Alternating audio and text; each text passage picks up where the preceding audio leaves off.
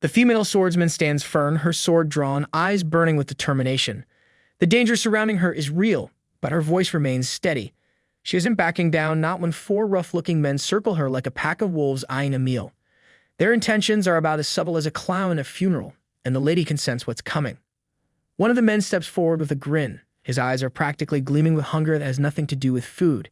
He and his group swagger like they own the place, clearly mistaking themselves for main characters in a very bad story. They introduce themselves as if they've rehearsed this moment in front of a mirror. Zhao Sai, level 91, a guy who probably thinks he's more intimidating than he actually is. Wang Xiaoer, level 90, whose name sounds like he might have been bullied in school for being second. Chen Jin, level 92, who honestly just looks like he's here, because his friends made him come.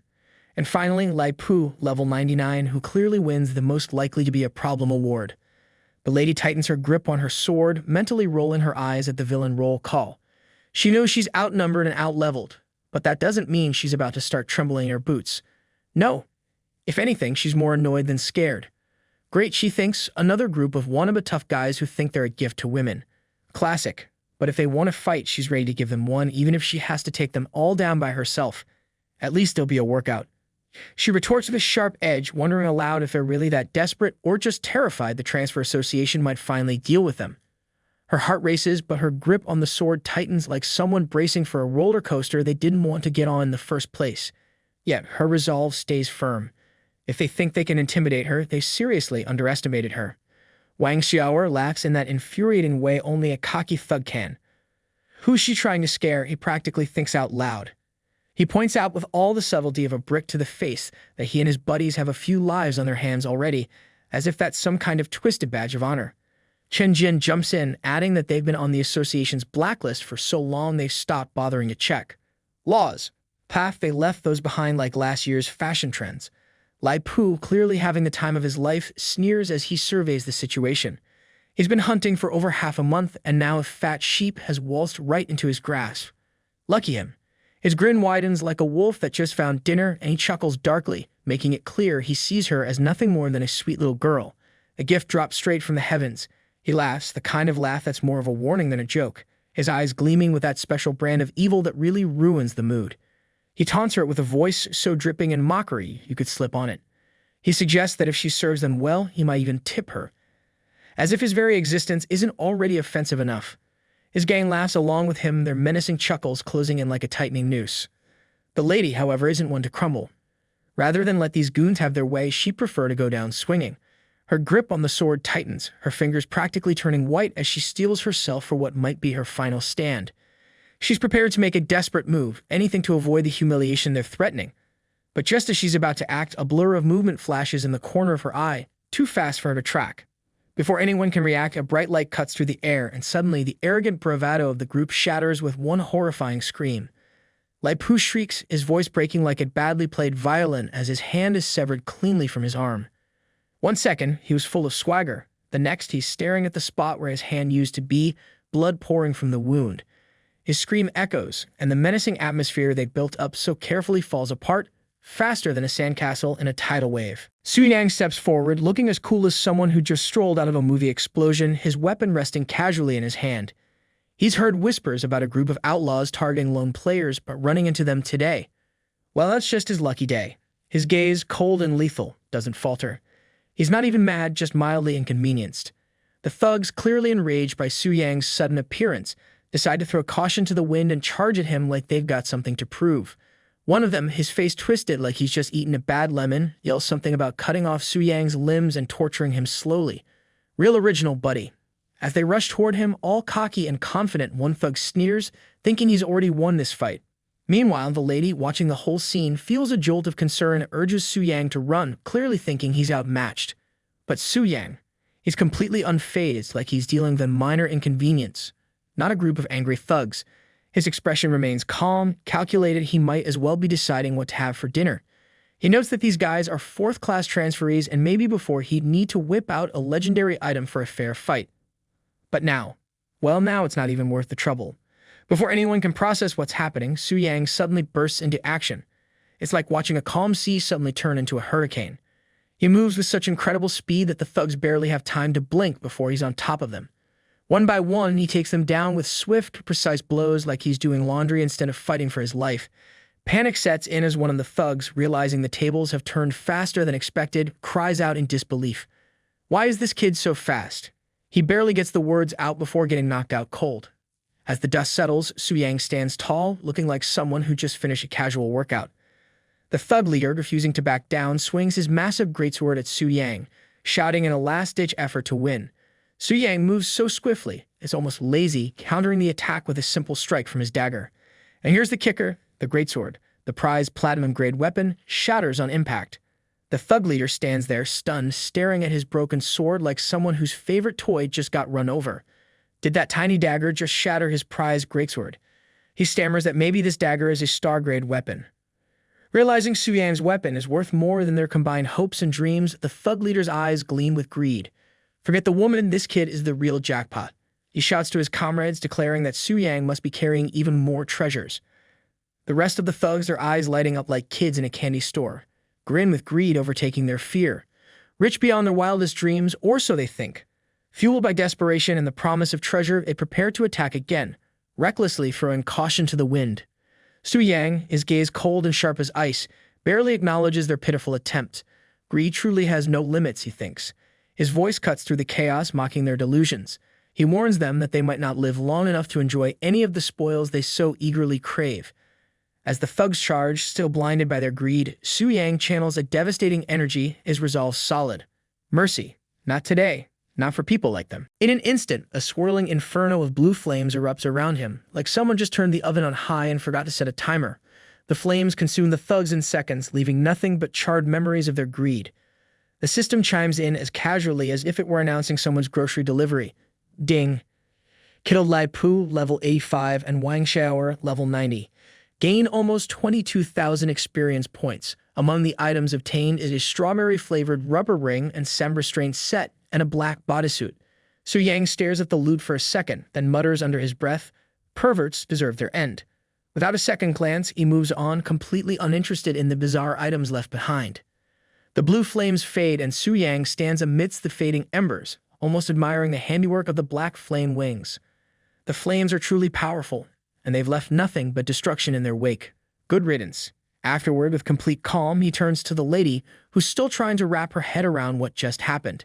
He asks if she's all right, his tone as casual as if he just finished a stroll in the park. The lady is still in shock from the sheer display of power. She stammers in disbelief, wondering what is this power. Su Yang, keeping his calm, composed demeanor intact, responds with a polite yet evasive smile. "It's a secret. No comment. Please forgive me," he says, as if casually brushing off an intrusive question about his favorite snack. The lady, now recovering from her initial shock, admits that she didn't expect him to be this strong. Turns out her earlier self-righteousness was as useful as an umbrella in a hurricane. She thanks him sincerely, confessing that without his intervention, she was prepared to end her life. Su Yang silently reflects, such a resolute girl. Before he can dive too deep into his thoughts, she interrupts, realizing she hasn't asked for his name yet. He introduces himself as smoothly as someone announcing they've just won a lottery. "I'm Su Yang." The lady's eyes widen in recognition, like she's just connected the dots in a mystery novel. So this is the famous Su Yang. She mentions she's heard about him from in You, which leaves Su Yang slightly puzzled. The lady continues, explaining how just yesterday Yu Yun and the others were having a party. Apparently, in You, being the picture of self-restraint, got drunk and started bragging to everyone about Su Yang's exploits. Nothing like a tipsy friend to spread your legend. Now it seems everyone knows about him. Su Yang sighs internally, thinking, "GH, that big mouth in You." But instead of frustration, a grin tugs at the corner of his lips.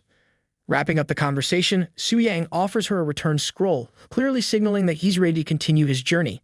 He's got places to be after all, being awesome is a full-time job. The lady nods gratefully, once again thanking him for his help. As Su Yang prepares to leave, she watches him walk away, her mind racing with curiosity. She can't help but think that Su Yang, with all the strength and calm, is truly an interesting man. Later, Su Yang, feeling like he's about to level up in the world's most epic video game, activates the next phase of his task. The system, ever punctual like a digital butler, flashes a notification, task completed. Weapon mastery proof, 5-star mage warrior. A series of rewards and system notifications follow, congratulating him for completing his missions. His HP and XP shoot up and the level cap is raised to 80. giving Su Yang a stat boost that feels like a much-needed coffee on a Monday morning. As the system processes his achievements, Su Yang ascends to the Mage Warrior class like someone who just unlocked a secret level. He gains an arcane mystic weapon, which comes with a hefty boost to his strength and spirit attributes. It's the kind of upgrade that would make other players weep in envy, but the rewards don't stop there. The system hands him a legendary skill book, the digital equivalent of finding a golden ticket in your chocolate bar. This book is packed with passive abilities designed to counter mages because apparently Su Yang wasn't OP enough. He unlocks 2 new skills. The first, Nullify All Magic, is a legendary skill that doesn't just cancel out magic attacks, but reflects them back with double the damage. It's like getting slapped by your own spell. Talk about adding insult to injury. The second skill, Arcane Armor, is an epic ability that reduces incoming magic damage and boosts Su Yang's magic damage output. It's basically putting on a magical bulletproof vest while holding a bazooka. As if that wasn't enough, Su Yang also gains a passive skill called Dual Cultivation, which enhances both physical and magical attack power based on his attribute points. He tests his new skill and feels the surge of power like someone who just upgraded from a bicycle to a rocket ship. The combination of skills is impressive. It's like he's running on double batteries. With his current stats, his physical damage has increased by 24% and his magic damage by 15%. Su Yang, ever confident, reflects that with this power, he could crush the rock Abyss Earth Dragon without even breaking a sweat or using any skills. Bai Ling, the curvy priestess, warmly congratulates Su Yang, her voice filled with admiration as she notes how his strength has reached new heights. Su Yang, ever the detail-oriented type, immediately picks up on something off. Her expression doesn't quite match her words. It's like she's trying to smile after stepping on a Lego. With a sigh, the priestess explains that the transfer temple in Dongling City can only provide up to third-class transfers. From this point on, he'll need to go to Tanling City. She glances down, adding that the thought of parting from him leaves her with an odd emptiness. It's like someone just snatched away her favorite dessert before she got a bite. Suddenly, the atmosphere shifts dramatically. A blinding light erupts from the statue behind them, catching both off guard.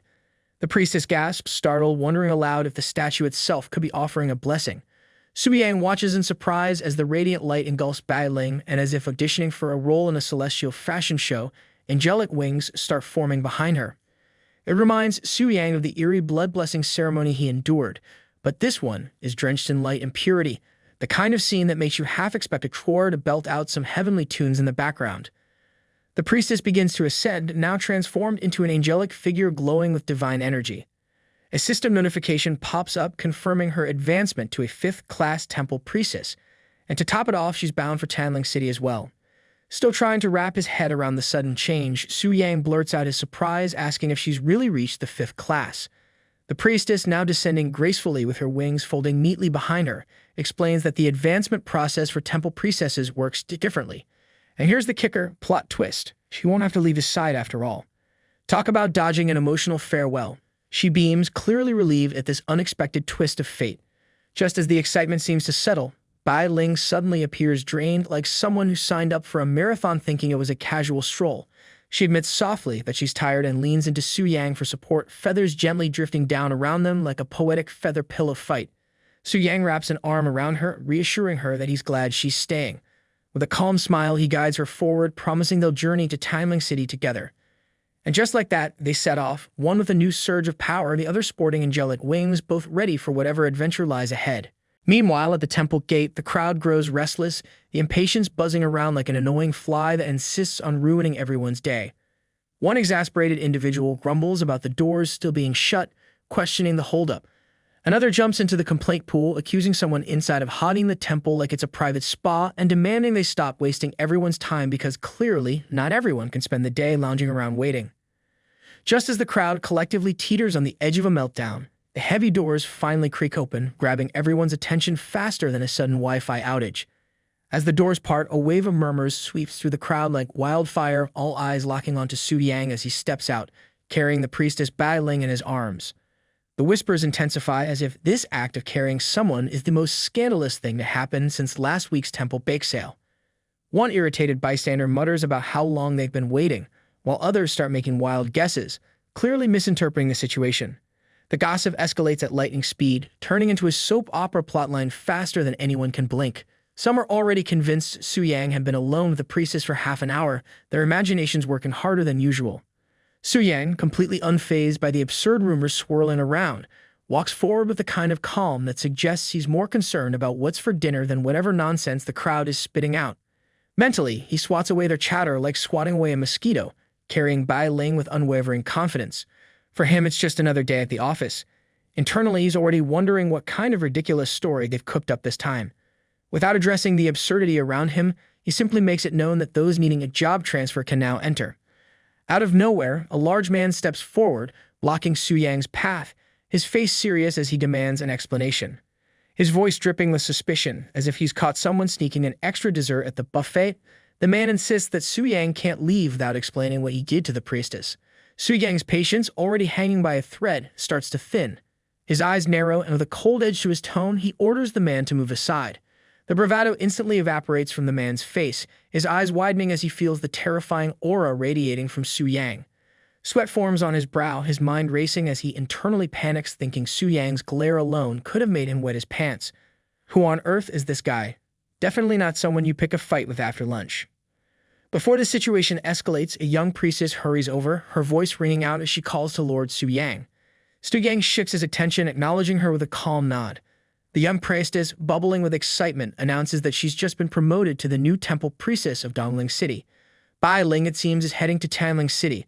Her tone mixes excitement with a touch of sadness, like someone getting promoted but realizing their favorite coworker is leaving. Su Yang nods politely, offering her a smile that says, "Welcome to the big leagues, kid." He congratulates her on the promotion, throwing in a light-hearted comment about her pay raise, which earns him a slight blush from the priestess. Apparently, even heroes can crack a decent joke about temple salaries. She thanks him but quickly adds with a hint of sadness that it means they won't be seeing him or Bai Ling for a long time. Su Yang, ever the smooth talker, reassures her with a casual promise. No need to worry, he'll visit often, and when he does, they'll catch up over some tea and snacks, because nothing says, "I'm still around" like a good old-fashioned tea party. The young priestess lights up at the idea, her face practically glowing at the thought of their future get-togethers. Su Yang and Bai Ling walk away. The young priestess watches them disappear into the distance, her gaze lingering on Su Yang. With a glimmer of hope in her eyes, she mutters to herself, "So, I still have a chance." Well, hope springs eternal, even in the temple. Su Yang stands before a temple official who reassures him that she will take care of Miss Bai Ling from here on, and once she wakes up, she'll take over as the temple priestess of Tanling City. The temple official adds that all promotion benefits and other matters of Su Yang will continue to be handled by Bai Ling. Su Yang nods in acknowledgement, his mind already moving past the formalities. He's got the look of someone who just found out their favorite restaurant has been fully booked. Time to make new plans. Just as he leaves the temple, Su Yang reflects on his next steps. He realizes that his adventure now includes some good old-fashioned property hunting. Setting up a base in Tanling City is the next move, and of course, he'll need to make arrangements for his grandparents. Because nothing says heroic duties like juggling temple politics with family logistics. The scene shifts to Su Yang, sitting in a quiet room, writing a letter. He's keeping it simple. He lets his grandparents know he's heading to Tanling City for work and that everything is fine. He even sends them some money to help out, hoping they and his siblings will have a better life. It's the kind of wholesome family moment that makes you expect heartwarming music to start playing softly in the background. He finishes the letter with a promise to visit often, though his often might be more like whenever the temple business isn't pulling him in 100 different directions. Next, Su Yang finds himself inspecting a luxurious villa with an unbeatable sea view. The realtor, clearly on a roll, enthusiastically pitches the place as if it's the best thing since sliced bread, except this comes with a sea view and a price tag that could make your wallet weep. The villa has everything, complete facilities, fully furnished, ready for him to move in right away for just 9.8 million. Su Yang gives the villa a once-over, his face showing the kind of polite nodding one does when they're impressed but still not ready to marry the idea. He notes that while it's certainly nice, it's also a bit too big. Managing it might be a hassle. Sensing a potential buyer slipping away, the realtor springs into action, suggesting a solution with the enthusiasm of someone selling a miracle cure. For just 1 million more, Su Yang can enjoy the services of a dedicated maid team to manage his daily life. Because apparently, when you're buying a villa, you might as well throw in a maid team for the full experience. Why deal with life's trivial matters when someone else can fold your socks? Su Yang raises an eyebrow, considering the offer. Managing a villa suddenly seems a lot easier when someone else is doing the actual managing. The maids greet Su Yang with cheerful smiles, welcoming him home as if he's a celebrity who just walked the red carpet. Su Yang, pleased with the sudden upgrade to his life service package, responds casually, appreciating the arrangement. Macy thinks like someone who just got the VIP treatment at a luxury resort. He waves off any immediate formalities, deciding to deal with the paperwork later. Next, Su Yang is seen lounging in his outdoor hot spring, fully at ease in his new home. The kind of relaxation only a hot spring and zero worries can bring. He sighs contentedly, the steam rising around him. This is the life, he muses, thinking back to a time when all this was just a distant dream. Not so long ago, the idea of owning a villa and having maids was unimaginable. Money really does make things feel easier, he thinks to himself with a hint of humor. As the warmth of the water relaxes him further, he decides it's time for sleep. Because nothing says luxury like napping in your personal hot spring. Tomorrow, he'll check on the priestess.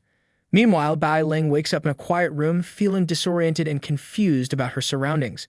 A temple priestess tends to her, offering her herbal soup to aid in her recovery. Nothing like soup to help shake off the cobwebs of whatever mystical exhaustion she's been through. Grateful, Bai Ling accepts it, feeling a bit more like herself. The temple priestess, while talking, brings up the rarity of the statue, giving a revelation. Clearly, this event must be connected to the new hero. Statues don't exactly light up for just anyone after all. The priestess, curious about Su Yang, asked Bai Ling what she thinks of him. Bai Ling, her face softening at the thought, reflects on Su Yang. In her eyes, he's someone who can always make miracles happen, courageous, strong, and kind. The kind of guy who makes saving the world look like it's just another item on his to-do list. She's confident he'll bring new hope to the world. The temple priestess, impressed by Bai Ling's words, feels relieved to leave Chanling City in her hands. However, the mood shifts when she mentions the red moon that has been looming for days, a big, glowing something bad is coming sign.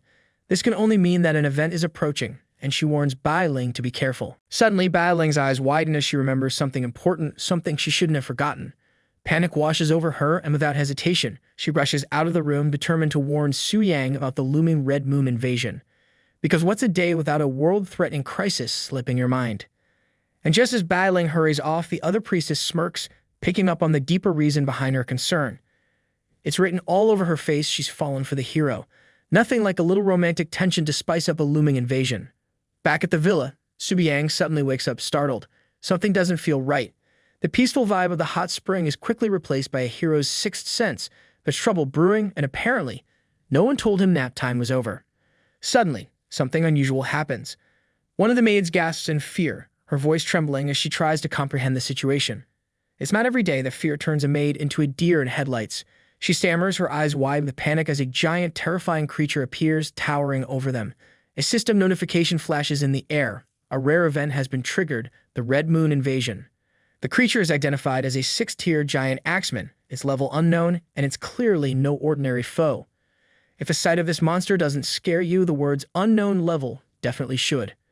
The beast roars, bellowing something about Su Yang's fate. But Su Yang, completely unfazed, responds casually, as if he's dealing with nothing more than an annoying neighbor who knocked on his door too late. He mutters something about being disturbed in the middle of the night, emphasizing his serious case of morning grumpiness. Clearly, fighting monsters isn't ideal after a hot spring nap. He declares his intention to handle the creature quickly so he can get back to sleep. Just then, the sound of a horse's neigh cuts through the chaos. Su Yang turns to see Lu Linger approaching on horseback, her eyes intense and focused. It's the kind of entrance that would make anyone think she just galloped out of an action movie. Lu Linger dismounts swiftly, ready for battle. She comments that it looks like Su Yang is the target of tonight's Red Moon invasion. Su Yang, recognizing her, is caught by surprise. It's her. Lu Linger wastes no time and without offering much explanation commands Su Yang to step back. Her tone has the no-nonsense vibe of someone who doesn't do small talk before monster slaying. She's certain that he's no match for this particular foe. Su Yang, still processing the situation, questions what this Red Moon invasion even means, but Lu Linger brushes him off coldly, refusing to answer. Apparently, monster battles don't come with an FAQ. She tells him to ask someone else if he wants details and then commands her beast to attack.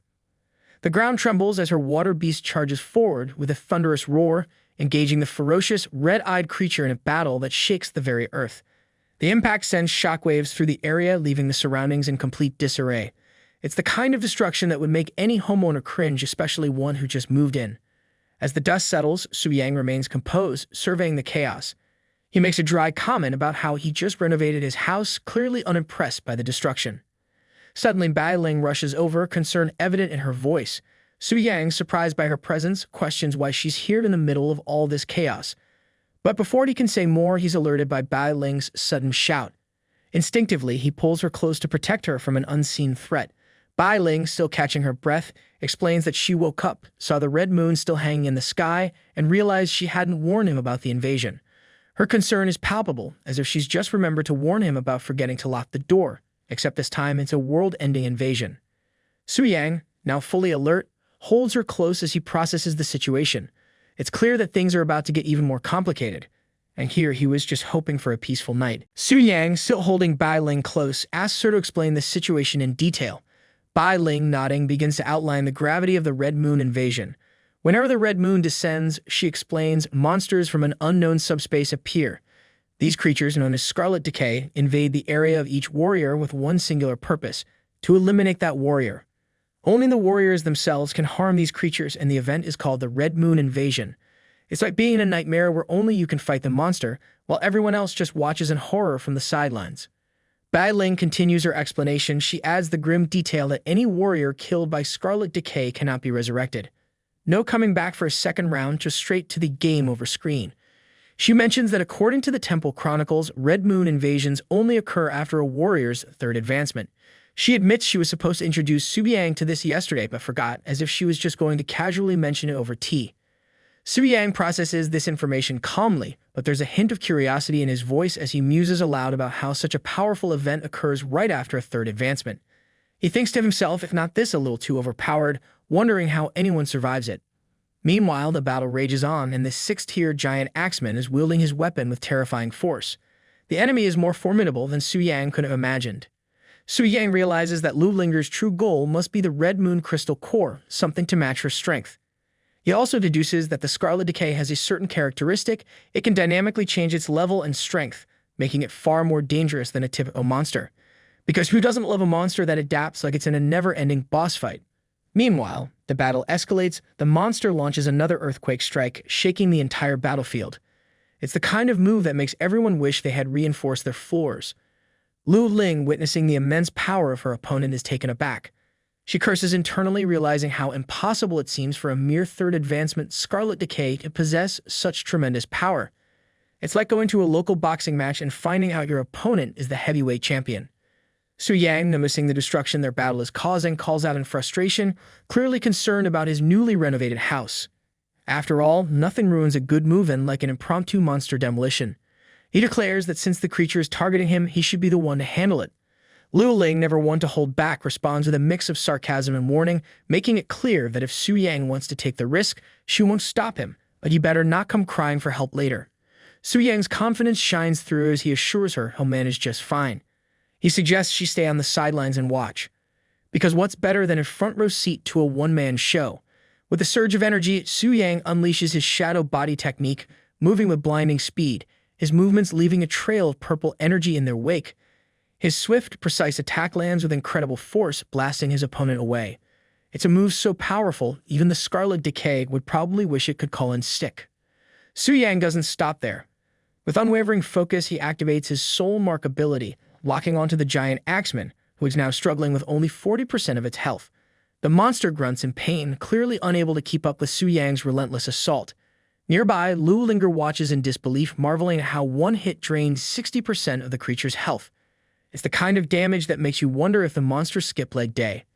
Su Yang, ever analytical, quickly assesses the situation. He realizes that the creature's strength fluctuates depending on its current target. Basically, the monster's fighting strategy is as fickle as the stock market. Confident in his abilities, Su Yang concludes that this foe is now nothing more than a third advancement boss. And for someone blessed with extreme dual cultivation like him, it's like swatting a fly with a sledgehammer. He knows he can crush the creature with sheer strength alone. The battle intensifies. Su Yang's powerful blows land with such force that the ground cracks and shakes beneath him. The giant axeman, enraged by its inability to fight back, lets out a furious roar and enters rage mode. It's like a toddler throwing a tantrum, except this one is carrying a giant axe. Its demonic eyes glow with fury, and it charges at Su Yang, bellowing for his death. Yet Su Yang remains calm, standing his ground as if this charging beast is just another part of his daily routine. A faint glow begins to emanate from Su Yang's body as he prepares his next move. It's the kind of glow that would make anyone nearby think, okay, this is about to get serious. Without hesitation, Su Yang readies his full power and launches a massive attack, calmly remarking that this enemy isn't even qualified to challenge him. It's not just a finishing move, it's a statement. The system chimes in, confirming the defeat with a satisfying ding. Yang has slain the Scarlet Decay, level 75 giant axeman. Just another day at the office, really. Yang reflects on the battle, thinking that the Red Moon invasion was nothing much after all. For a supposedly world-threatening event, it felt more like a warm-up.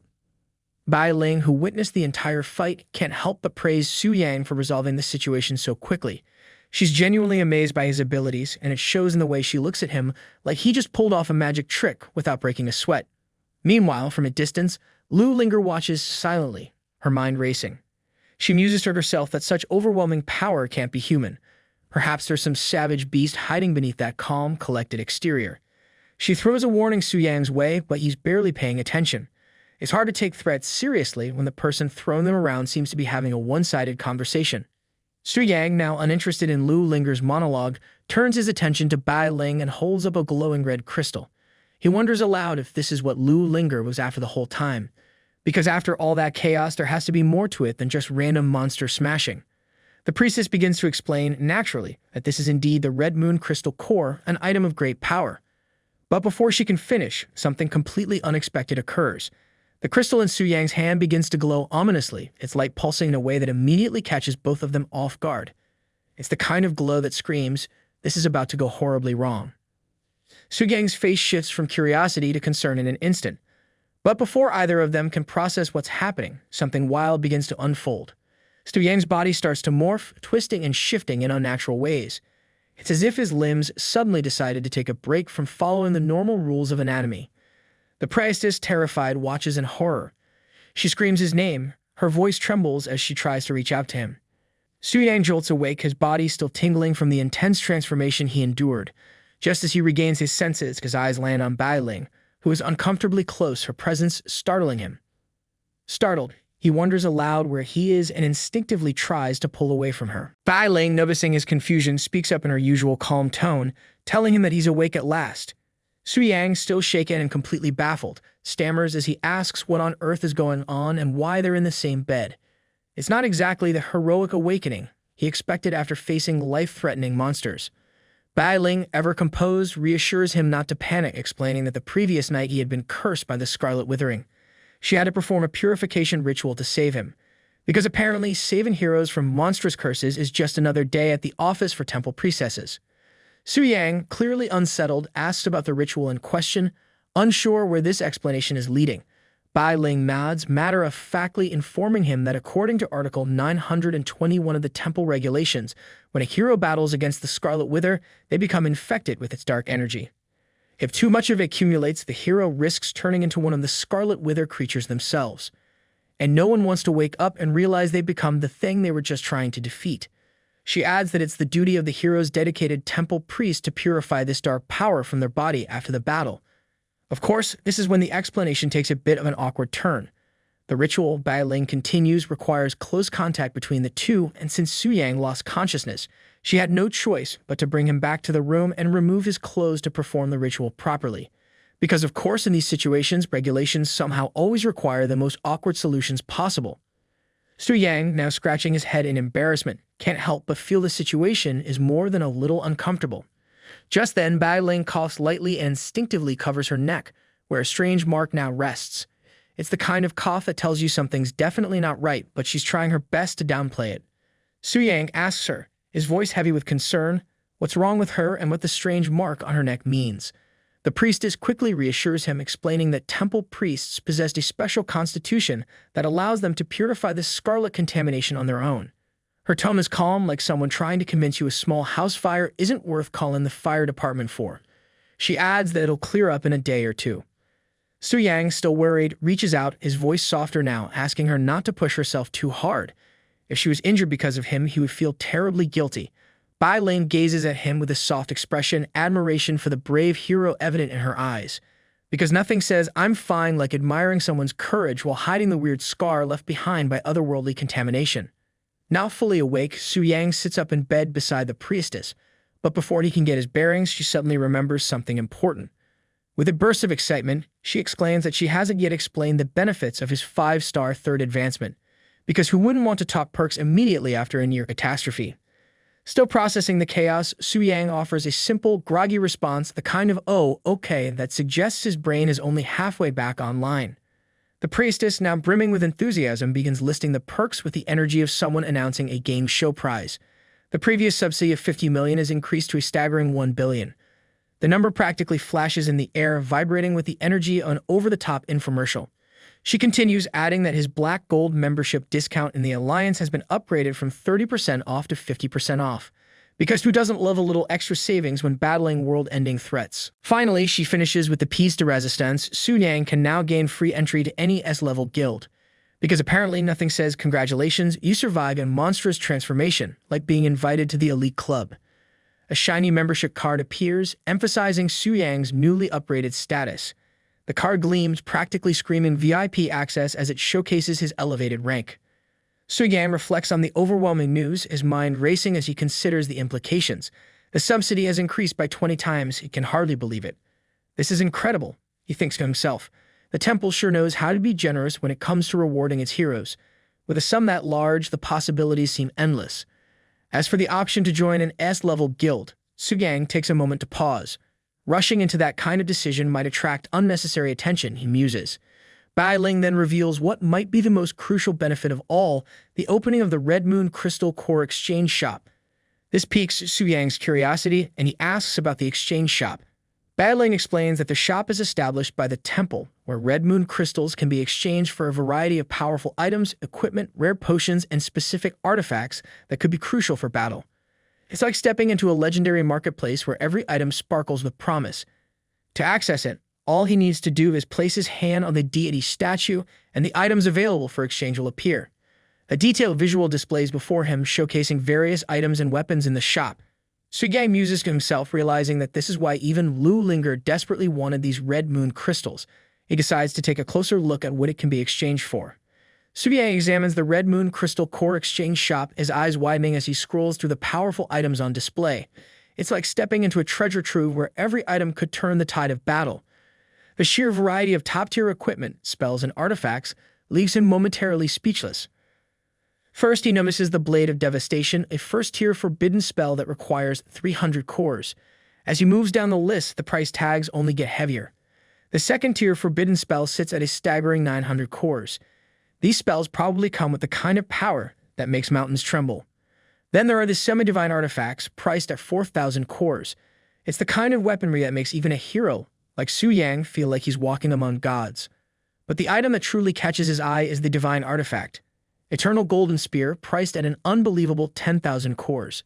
The weapon gleams in the visual display, radiating the kind of energy that promises absolute dominance on the battlefield. If anything ever screamed legendary, it's this spear. Su-Yang can't help but marvel at these top-tier items. The thought of wielding such power is exhilarating even for someone like him who's already a force to be reckoned with. And the fact that these incredible artifacts and spells can also be purchased within the EXX Alliance only underscores their rarity and value. Su-Yang's excitement quickly fades as he realizes the harsh truth. The starting price in the exchange shop is 300 cores, and he only has 3. The difference is staggering, and he finds himself far from the minimum exchange standard. Determined not to let this setback slow him down, Su-Yang resolves to quickly increase his strength. It's time to level up fast. He knows he needs to raise the levels of the monsters during the next Red Moon invasion, farm more crystal cores, and close that gap. Su-Yang prepares to leave and put his plan into action. The priestess also mentions that she needs to return to the temple to fulfill her duties. Su-Yang adds that he will head back too, as he needs to repair the damaged areas. Because even after saving the day, someone still has to fix the mess. But before he heads off, Bai Ling casually shares some news that there's a foreign dignitary visiting Tianling City today. This catches Su-Yang's attention. He briefly wonders what business such a figure might have in Tianling City, knowing that dignitaries rarely travel without reason. If there's a visit involved, it's bound to shake things up. Meanwhile, over in Tianling City, a majestic temple rumbles with energy as a portal opens. Out steps a young woman, her face lighting up with excitement as she marvels at her surroundings. Wow, so this is Longsha, she thinks, clearly impressed. The newcomer is introduced as Miss Asui Makiko, a beastmaster from Sakura Country, level 128, and the daughter of the prestigious Asui family. It's the kind of introduction that practically screams important. Miss Asui Makiko steps forward, her presence commanding as she is flanked by formidable warriors. It's the kind of entrance that could silence a room. One of her escorts affirms with a respectful nod, saying it's time to give the lady a chance to tame a dragon. Another adds that her master has spared no expense in this endeavor, because naturally, when dragons are involved, no one cuts corners. He continues explaining that since there's no dragon's secret realm in Sakura country, and the capitalists in Eagle Federation were too greedy, they had no choice but to come through Tianling City. As the group proceeds, they are greeted by Mr. Lee, the diplomatic consul of Tianling City. His formal demeanor radiates as he welcomes them warmly to the city. Asui responds with polite gratitude, thanking him for taking the time to meet them. Mr. Lee, with a slight hint of concern in his tone, addresses the challenge she has ahead. He mentions hearing that Miss Makiko intends to challenge the fiercest and most brutal black dragon, and he asks whether she's confident in her abilities. One of Asui's escorts, Woozy, steps in to reassure him. With a calm yet confident tone, Woozy explains that there's no need for concern. They have great faith in Miss Makiko's talent. He adds that even the talented beast master of Tianling City, Lu Linger, might not be able to match their lady's skills. It's a bold claim, the kind that leaves no room for doubt. Mr. Lee, amused by the confidence being displayed, chuckles lightly. His laugh holds the kind of amused disbelief that only comes from hearing such youthful bravado. He comments that they certainly seem young and full of energy, his tone slightly teasing. Noticing Mr. Lee's lightheartedness, Woozy responds with a quick remark saying they better not flatter themselves. After all, a little humility never hurts before facing a dragon. Asui Makiko, bursting with energy, joins the conversation, teasing Mr. Lee and Woozy for how quickly they seem to be getting along, chatting like old friends right after meeting. Her playful attitude adds a lightness to the tense diplomatic air, as if dragons and challenges are just side notes to some casual banter. Mr. Lee, caught off guard by her teasing, tries to clarify the situation, but before he can finish, Asui approaches him with a smile. She politely asks him to guide them, acknowledging that they're new to the city and could use some help navigating. Mr. Lee, trying to maintain his formal demeanor, chuckles but coughs lightly, thinking to himself how different she is from the shrewd elders of the Asui family. Did the Asui family raise this girl to be so carefree? He wonders, finding her navy both refreshing and perplexing. She's worlds apart from that old fox of a patriarch. Without missing a beat, Mr. Lee directs them to their destination. He explains that the Black Dragon Fortress, which Miss Asui plans to challenge, is located outside of Tianling City in Yongfeng City. He points them to the teleportation point and apologizes that he won't be accompanying them as his official duties in Tianling City require his attention. Translation: babysitting dragon tamers isn't exactly in his job description. Asui waves playfully, calling him Old Master as he takes his leave, which only adds to the escort's growing frustration. One of them, clearly irritated, grumbles about the lack of a proper welcome. He comments that they just arrived and that old geezer is already sending them straight to fight a dragon. Another escort agrees, bitterly muttering that it's because Longsha is so powerful that they don't bother with smaller countries like theirs. But Asui, full of youthful energy and unbothered by their complaints, chides them gently. Her optimism is as boundless as her energy. She reminds them that this is Longsha's country, and they are the guests. She quotes an ancient saying from Longsha: guests should follow the host's rules. She adds that the fact that Grandpa didn't stop them from going at all means he's already honoring his word. She insists they don't cause any trouble. It's like watching the youngest sibling lecture the older ones on manners. One of the escorts mutters under his breath that with an attitude like that, Asui will face difficulties in the future. Another quietly adds that it's because the master has overprotected her. Clearly, they're used to her boundless optimism, but fear the day when reality might hit her harder than a dragon's tail. Meanwhile, Lu Linger observes the newcomers from a distance, her gaze sharp as she observes Asui Makiko's energetic entrance. She knows of her, of course, the so-called genius beastmaster from Sakura country. Her subordinate, Jutai, confirms that Asui was inducted into the Global Beastmaster Association around the same time as Lu herself. Genius seems to be the theme these days, though Lu Linger isn't exactly impressed by the overused label. Jutai mentions that Asui's target this time is likely here to tame the Black Dragon, which aligns perfectly with Lu Linger's own goals. Lu Linger, however, is more irritated than impressed. What could a mere girl from Sakura country really do? She dismisses the idea of Asui being any real competition, waving it off as if it's nothing more than a passing annoyance. Lu muses, let her play with her little dragons. What really nags at her is Su Yang, is the one who keeps stealing her thoughts. Asui might be here to tame the Black Dragon, but Su Yang somehow has managed to be the unpredictable thorn in her side. Lu Linger, still fixated on Su Yang despite the flurry of activity around her, turns to Jutai and asks for an update on the investigation she had ordered. Jutai, ever the diligent companion, reports that they have thoroughly looked into Su Yang's background, What they found is both impressive and baffling. Su Yang only recently acquired the starting profession of warrior, yet in an astonishingly short time he has managed to rapidly level up and significantly increase his strength. The most surprising part of it all is that he has absolutely no backing. No powerful guilds, no influential family, nothing. Even the Yuyun Guild, with whom Su Yang had a brief interaction, wasn't a factor in his rise. Everything he's accomplished, he's done entirely on his own. It's the kind of success story that would make most people check their stats twice to see if they missed a secret cheat code. Lu Linger reacts with disbelief, her mind racing as she processes the report. She wonders how someone with such low beginnings can rise faster than those with all the advantages. She's finding it harder and harder to see through him, this mysterious man who, despite his low level, consistently manages to pull off the unexpected. It's like watching someone show up to a chess match with checkers pieces and still win. The real issue nagging at her, though, is the Black Dragon. If Su Yang truly has the capability to tame that beast, it would be a game changer. But at the same time, the thought of it infuriates her. Damn it, she thinks with mounting frustration. Am I really afraid of a guy who just had his third advancement? Lu Linger can't quite shake the feeling that Su Yang, unpredictable as he is, has become more than just an obstacle. He's the wild card that no one saw coming, and that's what irritates her most. Despite her irritation, she knows she can't afford to underestimate him. Su Yang's rapid rise, combined with his knack for defying the odds, means he's far more than he appears. And if she isn't careful, he might just surprise her again, something she's starting to realize happens more often than she'd like. Just then, one of Asudi's subordinates alerts her that they're leaving and suggests they return to prepare for tomorrow's departure. From her vantage point, Lu Linger watches closely, sensing something amiss. Her eyes narrow as Asudi glances in her direction, and it becomes clear they'd been discovered, even though they used a stealth tool. The realization hits Lu Linger hard. This Sakura girl might be more dangerous than I thought. Suddenly, she tightens her resolve, recognizing that Asudi Mikiko could pose a far greater threat than she had initially considered. Without wasting a moment, Lu Linger immediately commands her subordinate to gather all their people and meet at the entrance of the Black Dragon Fortress in half an hour. Her change in strategy is swift, but necessary. No time to be subtle now. The stakes just got higher. The urgency in her voice startles her subordinate, but he quickly acknowledges her order and moves to gather their forces. Meanwhile, the scene shifts to Su Yang's new luxurious home, where he is giving out precise commands like a well-organized general. It's like he's managing both a battlefield and a home renovation project with the same level of focus. He orders the maids to clean up specific areas and even instructs them to strengthen the walls a bit more. After all, a hero's mansion needs to be as sturdy as his reputation.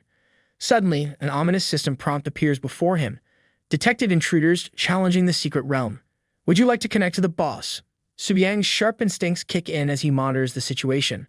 The arrival of these intruders confirms that something serious is brewing. Without hesitation, Su Yang accepts the connection request. Because why take a break when you can dive headfirst into another high-stakes encounter? One of the maids, sensing his urgency, hesitates and asks where he's going, noting that they haven't finished renovating the house yet. Su Yang, without missing a beat, apologizes and tells her he has urgent business to attend to. Housework can wait when there's a potential battle with unknown consequences at hand. He asks the maids to take good care of the place in his absence, and in a flash, he connects to the secret realm. A powerful aura envelops him as he prepares for what's to come, because nothing says multitasking like upgrading your mansion while simultaneously heading off to fight secret realm intruders. The environment around Su Yang shifts, and in an instant, he finds himself back in the body of the legendary Black Dragon within the secret realm. His formidable form takes over, and the sheer power of the transformation floods him with confidence. It's not just a power-up, it's like putting on a suit of invincibility. The screen flashes with a notification. Secret Realm Challenge. S-Level Guild, Skyfire's Glory, members, 24. Su Yang quickly realizes that it's an exploration group. His eyes narrow when he notices the leader. The scene cuts to the group of intruders, led by none other than Lu Linger. Of course it's her. Su Yang, momentarily stunned by the coincidence, yells in recognition. What are the odds? Lu Linger, with fierce determination etched on her face, rallies her group with the same unwavering confidence she always carries. Her voice rings out as she leads the charge, promising her team handsome rewards if they help her tame the Black Dragon. The kind of confidence that says, victory is inevitable, and I already have your rewards racked up. She's not here to play around, this is a full-on mission. Meanwhile, Su Yang, lurking in the shadows of the secret realm in his fearsome dragon form, lets out a chilling laugh. A dark, ominous aura surrounds him, his eyes glowing with both recognition and vengeance.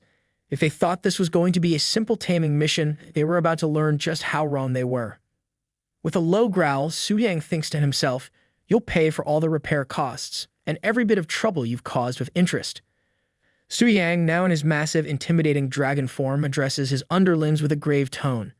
He may look like a mountain of scales and teeth, but even dragons have to think strategically. This time, however, the exploration team seems to be far better prepared than before. Not only do they have more members, but they also appear to be seasoned fighters equipped with top-notch gear. The kind of adventurers who don't just come to sightsee, they come to conquer. Su Yang recognizes this won't be an easy battle. One of his dragon warriors, brimming with confidence, steps forward, assuring him that they can handle the intruders. Because nothing says, "I've got this," like overconfidence in the face of danger. Another warrior echoes the sentiment with conviction, promising they will expel every last one of the invaders. It's a motivational speech that could have been pulled straight from a hero's handbook, except this time it's dragons making the promises. The scene zooms in, highlighting the power and capabilities of these formidable dragon warriors. Their stats flash across the screen. Level 95 elite boss, mutated dragon blood warrior. It's like looking at a roster of nightmare-inducing creatures, each boasting incredible attributes and terrifying resistances. These warriors are not just formidable, they are the kind of force that makes even seasoned adventurers second-guess their decisions. Su Yang's attention is focused on these two unfamiliar creatures in his ranks. He remarks that he hasn't seen them before, intrigued by their presence. His personal lady, the elf princess, clearly nervous, steps forward and stammers out an explanation. She reminds Su Yang of the day he suddenly went berserk and bled uncontrollably.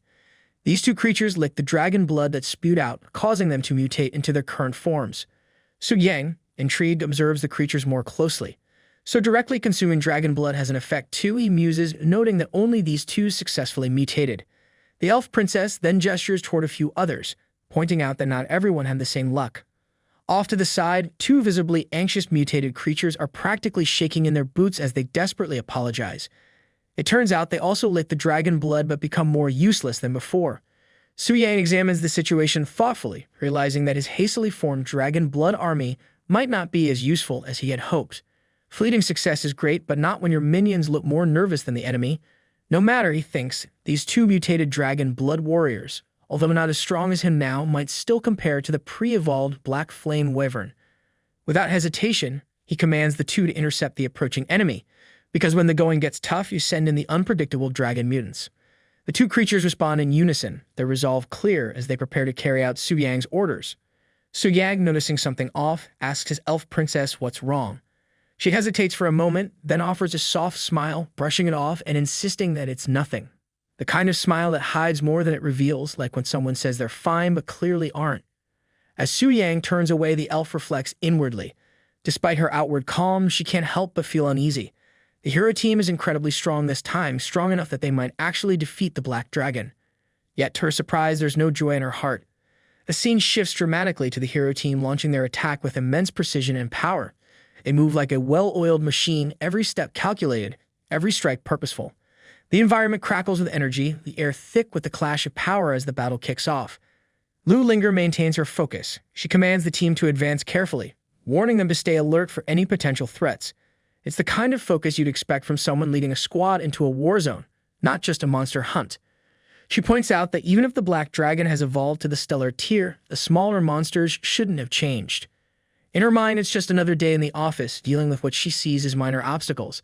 However, Zhu Tai, ever cautious, counters with a more prudent approach. Better safe than sorry, it's the motto of every warrior who's faced more than a few surprises. Suddenly, an alarm blares, cutting through the battlefield. Elite boss detected.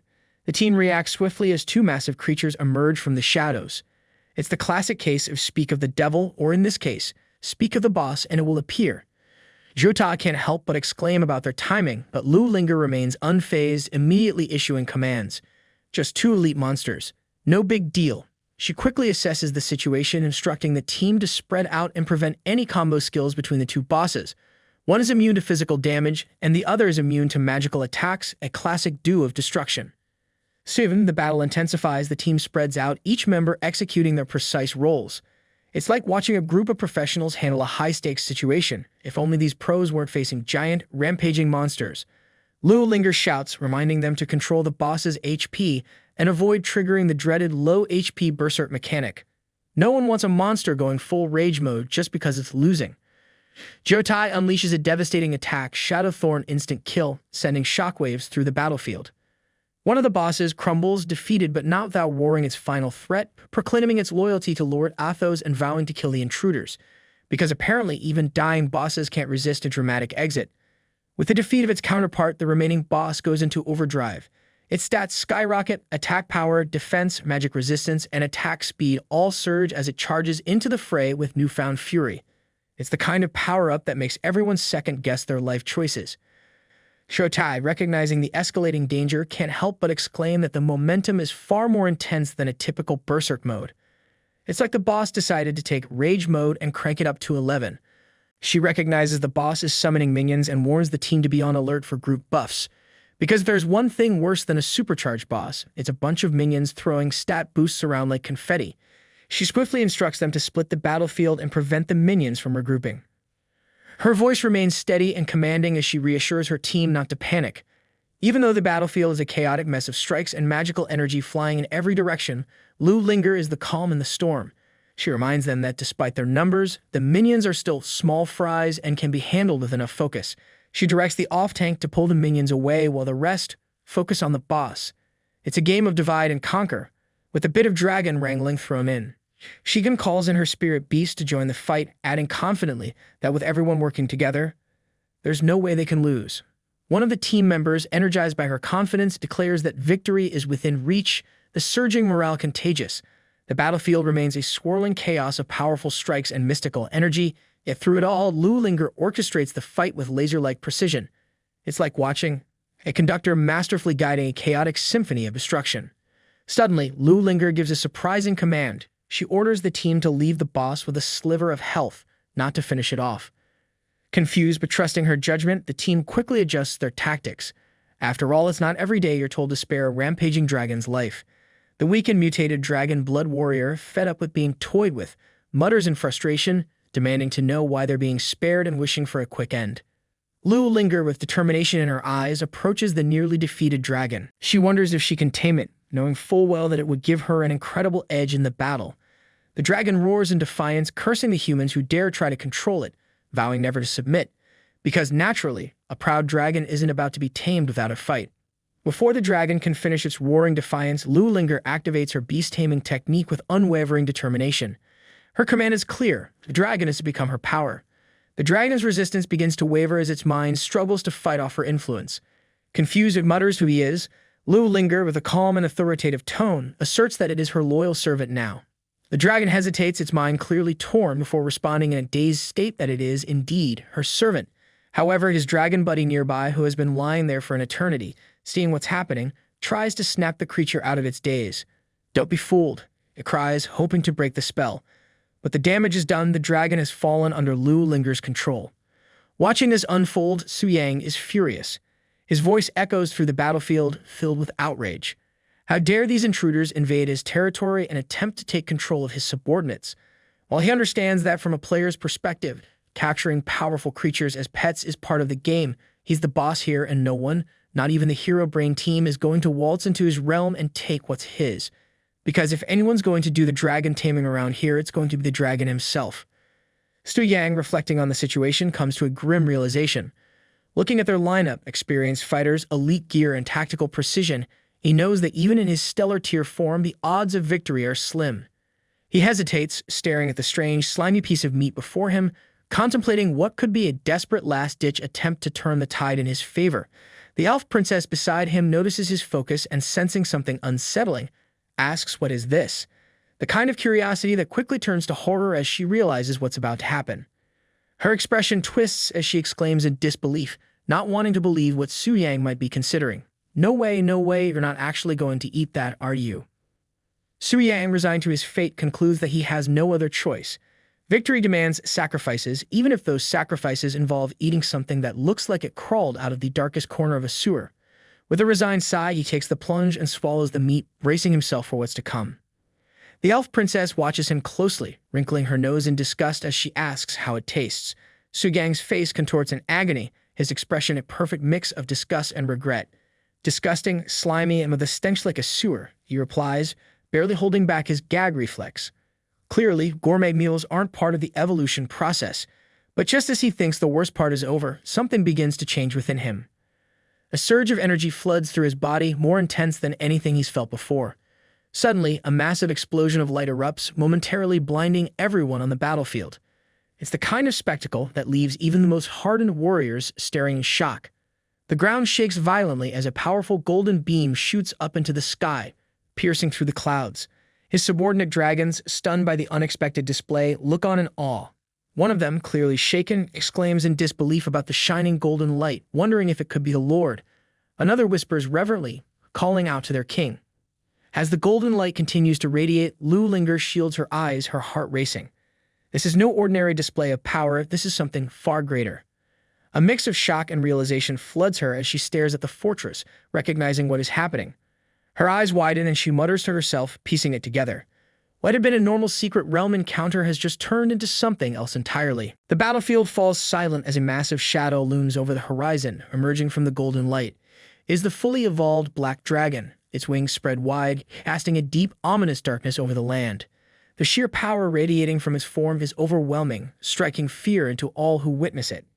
It's not just a dragon anymore, it's a force of nature. Lu Linger gasps, recognizing the gravity of the situation. System notifications flash rapidly. Unknown factor detected. Dungeon boss Black Flamewing Athos has undergone a mutation. The dragon, now towering and more fearsome than ever, exudes an overwhelming aura of power.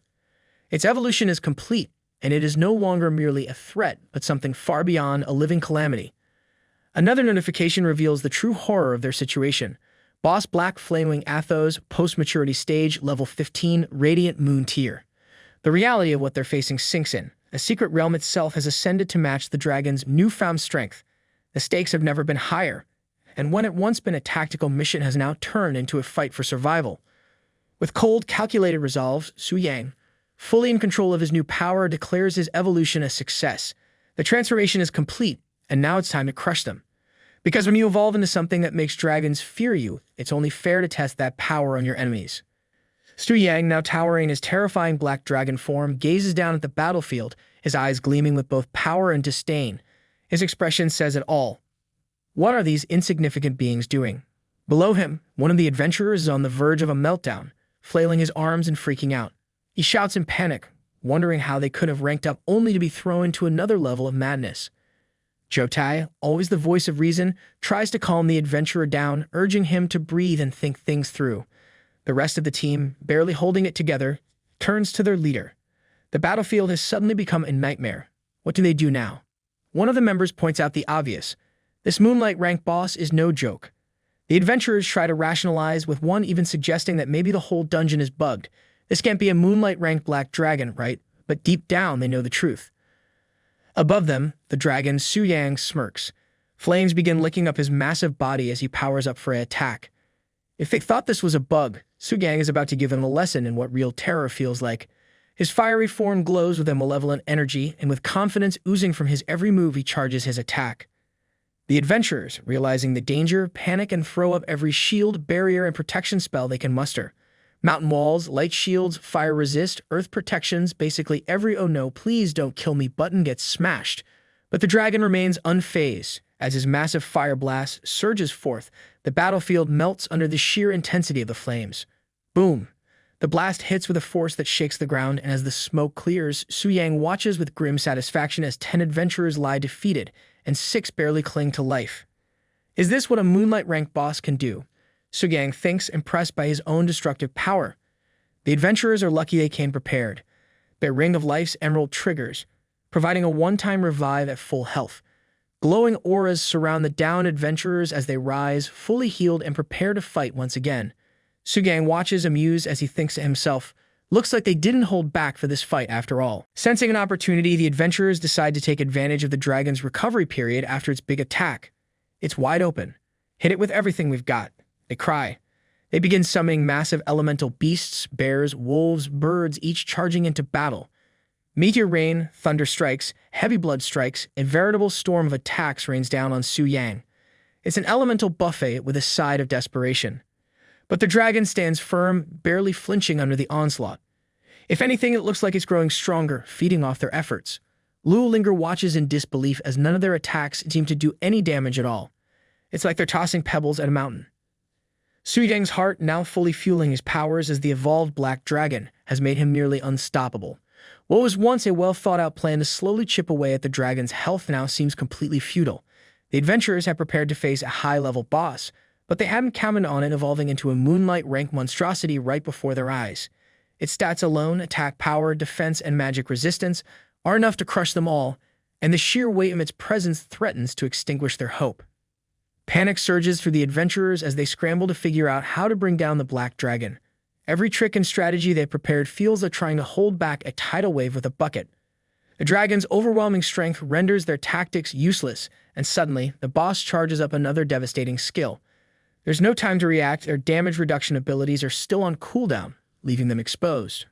One of the warriors desperately calls out, trying to initiate a last-ditch defense. "Mountain!" he yells, but it's too late. With a thunderous roar, Su Yang in his black dragon form slams into the ground with dragon impact. The earth crumbles beneath them, their defenses shattering like glass as the immense force tears through the battlefield. It's not just a hit, it's an annihilation. Screams fill the air as the shockwave leaves chaos in its wake. One of the team members, old Zhen, is down and someone shouts, desperately asking if they have a battle revival ready. But another shakes his head grimly. "Forget it, there's no saving us now," he mutters, the weight of hopelessness settling in. "Just prepare to die." Lu Linger, standing amidst the destruction, can't believe what she's witnessing. One hit nearly wiped them out, and the dragon hasn't even broken a sweat. Her thoughts race, trying to understand how this black dragon became so impossibly strong. Desperation fills her as one of her comrades pleads for her to escape. They know they're doomed, but at least she might have a chance to survive and report back. The frustration boils within her, but deep down she knows they're right. It's not easy to run away when your pride weighs more than your gear. With tears of frustration in her eyes, Lu Linger makes the difficult decision to flee, speeding off into the distance. She's not just running from the battle, she's running from the bitter taste of failure. Meanwhile, Su Yang, the dragon, watches her attempt to escape and can't help but find the situation amusing. Oh, so she thinks she can just leave. The dragon shifts, preparing to pursue, but before he can take off, a shout breaks through the chaos. One of the remaining adventurers taunts him, desperate to divert the dragon's attention. It's the kind of bravado that comes with knowing you're about to be turned into toast. The taunt works, and the dragon pauses, turning its attention back to the team. They rush forward, weapons raised, fully aware that they're marching to their doom. "At least let's take off a scale," one shouts, swinging wildly. Su Yang in dragon form sneers at their attempt, sacrificing themselves for a lost cause. How noble! With a flick of his wings, flames burst from his body, incinerating them in an instant. Their noble last stand lasts about as long as a snowball in a volcano. Su Yang grants their wish, though it's probably not the outcome they were hoping for. Meanwhile, Lu Linger urges her mount to go faster, her thoughts a whirlwind of frustration and humiliation. Losing is one thing, but losing this badly, that's a bruise to the ego that even time won't heal. How can she still consider herself a genius after this catastrophe? She races forward, trying to gather her thoughts. Who could possibly subdue a moonlight-ranked black dragon? Not her, not Asui Makiko, and maybe not even Su Yang. Just as she thinks she's putting some distance between herself and the battle, disaster strikes. A fiery blast from above hits her mount, sending her spiraling through the air. This is not how she pictured her dramatic exit. She crashes to the ground, her mind spinning as she tries to process what just happened. When she looks up, dread fills her. Towering above her is the massive black dragon, its shadow engulfing her like a nightmare come to life. No way, she thinks, realization dawning. Jutai and the others, it didn't even last a minute, and now it's her turn to face the full wrath of the beast. Because when you're on the run from a dragon, karma catches up quicker than your legs ever could. Summoning the last of her strength, Lu Linger commands her summoned beasts to charge at the dragon in a desperate attempt to hold it off. The beasts roar with defiance, but even their bravest efforts seem insignificant against the massive black dragon. Su Yang in his dragon form hardly notices their feeble attempts as he swats them aside effortlessly. Before Lu Linger can react, the dragon grabs her in its massive claw, lifting her off the ground. She struggles to break free, yelling for the dragon to let her go, but Su Yang only mocks her, tightening his grip. "You humans think you can subdue me." His words drip with disdain, and Lu Linger's heart pounds in her chest as the pressure increases. The dragon sneers, lifting her toward its mouth. This isn't just a fight anymore, it's a punishment for her arrogance. Her voice cracks in terror as the dragon brings her closer to what seems like her inevitable doom. This is the kind of fear that goes beyond battle instincts. Pure, raw survival kicks in. Suddenly, in a complete breakdown, Lu Linger starts wailing like a big baby. The dragon freezes, visibly confused. "What's happening right now?" Through her sobs, Lu Linger blurts out her deepest frustrations. She doesn't want to lose to Su Yang, doesn't want to disappoint her father, and most of all, she definitely doesn't want to be eaten by a dragon. The dragon raises an eyebrow, well, as much as a dragon can, and is completely thrown off by the emotional meltdown happening in its claw. "You got to be kidding me," Su Yang thinks, feeling more annoyed than anything. With a heavy sigh, the dragon loosens its grip slightly, but not enough to let her go. "Fine, I won't eat you, but don't think this gets you off the hook." Su Yang sneers, deciding to grant her a quick death instead. There's no room for mercy here, just efficiency. Without hesitation, the dragon roars and releases a massive fireball that engulfs her completely.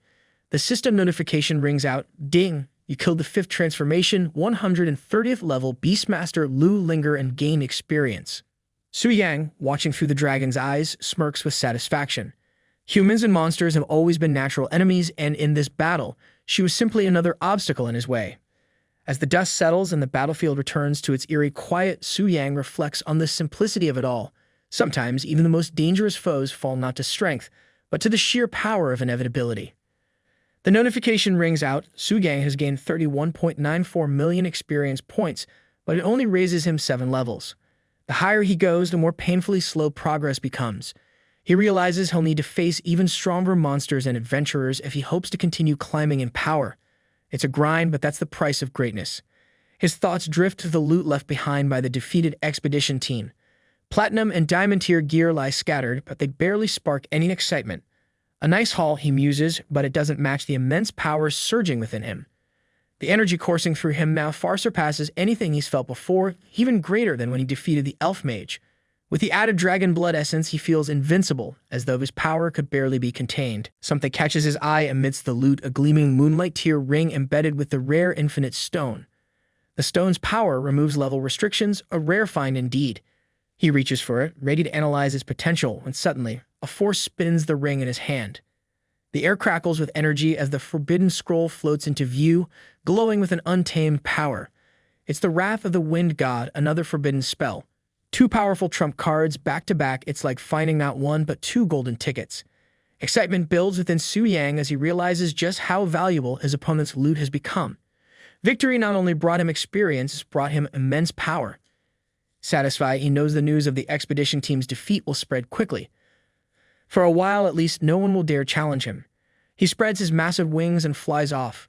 The mission of the Black Flame Wings is complete for now.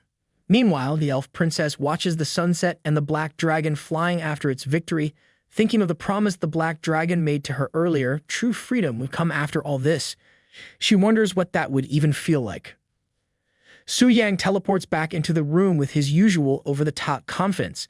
He doesn't just enter rooms, he makes entrances.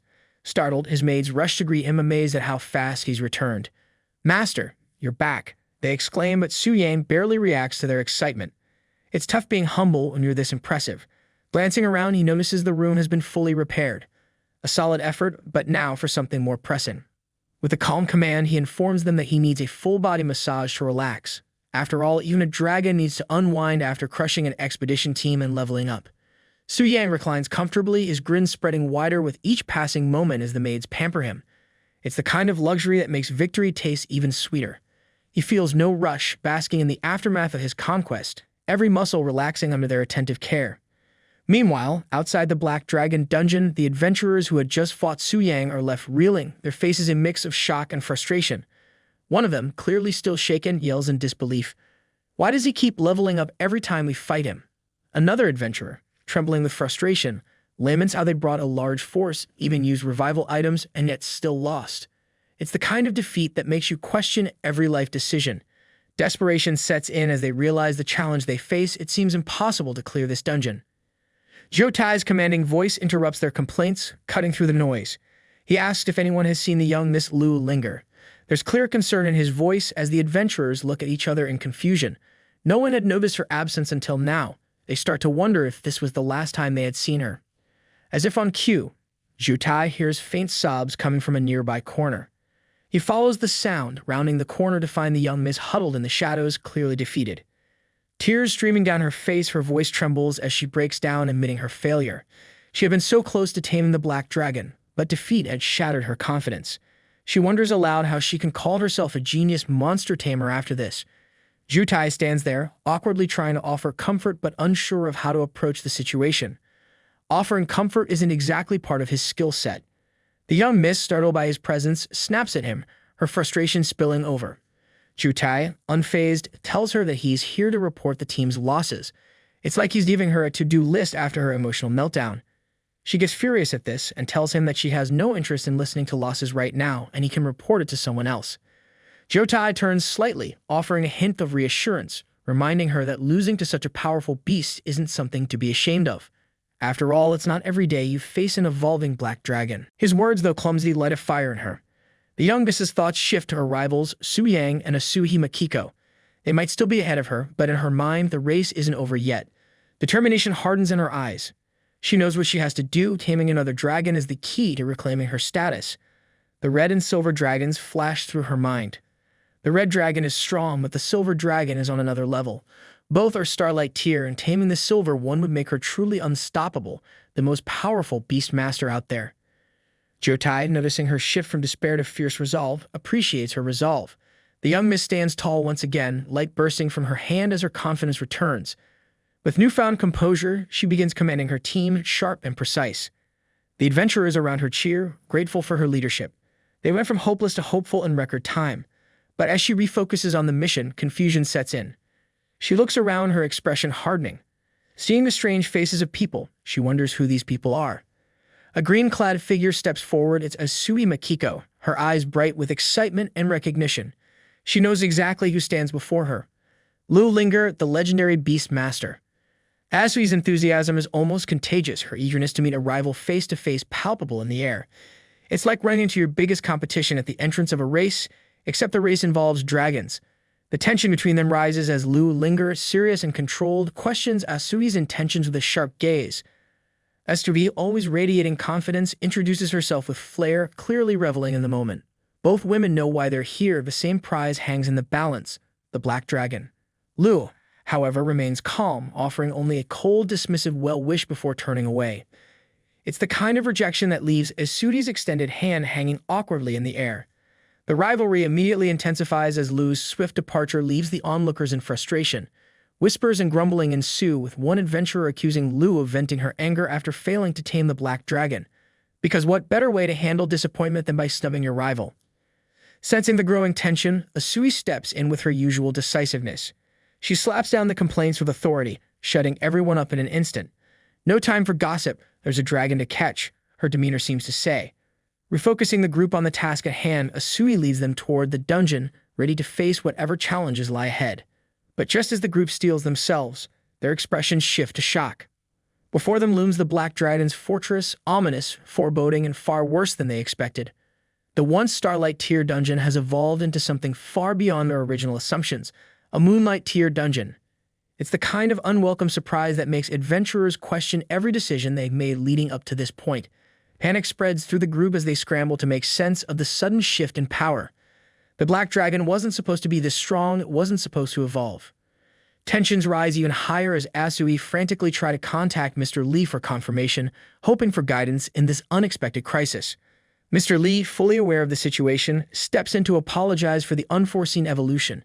He advises the group to rest in Tanling City and await further instructions, assuring them that plans are being made to address the new challenge.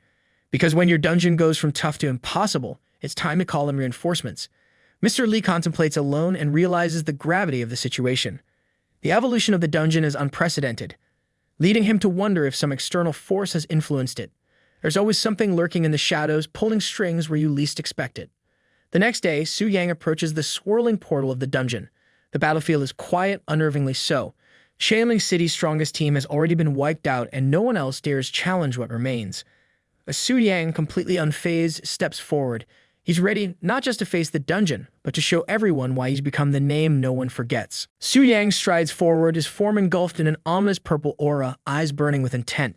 Just as Su Yang approaches the fortress, the blood-red sky swirls ominously above, casting jagged shadows over the Black Dragon's domain. The vast, empty landscape stretches endlessly before him, but he marches without hesitation. For most, this might look like a place where hope comes to die, but for him, it's just another stage for domination. He reflects that in the past, he always connected to the Black Dragon boss overlooking the challengers entering the dungeon from the fortress. But now it's finally his turn to enter the dungeon as a challenger. He must say this feeling is quite extraordinary. There's no question in his mind, he knows exactly how this ends. Victory isn't just expected, it's practically preordained. Overhead, a swarm of dragonlings screeches as they descend in what can only be described as the world's most sarcastic welcome parade. But Su Yang's aura is terrifying, with dark flames swirling around his body as he strides forward, his cold confidence unwavering. His power surges so intense that even the beasts in the air pause, momentarily confused by the otherworldly aura radiating from him. It's not every day you see something that terrifies even dragons. The dragons circled above sense something familiar, a presence they cannot mistake. It's the unmistakable aura of Lord Athos. The ancient black flames, once thought lost to time, now swirling around Su Yang like a cloak of power. The beasts are baffled. How could this human possibly wield the aura of dungeon boss, the Black Dragon Athos? It's like seeing a guy walk in with Excalibur and pretending it's no big deal.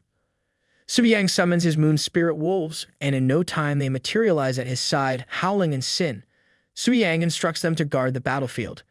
It's like calling the world's most terrifying watchdogs. Su Yang's grin spreads confidently as his energy flares. Boss duty starts now. Far above, the colossal black dragon stirs, sensing something it hasn't felt in eons.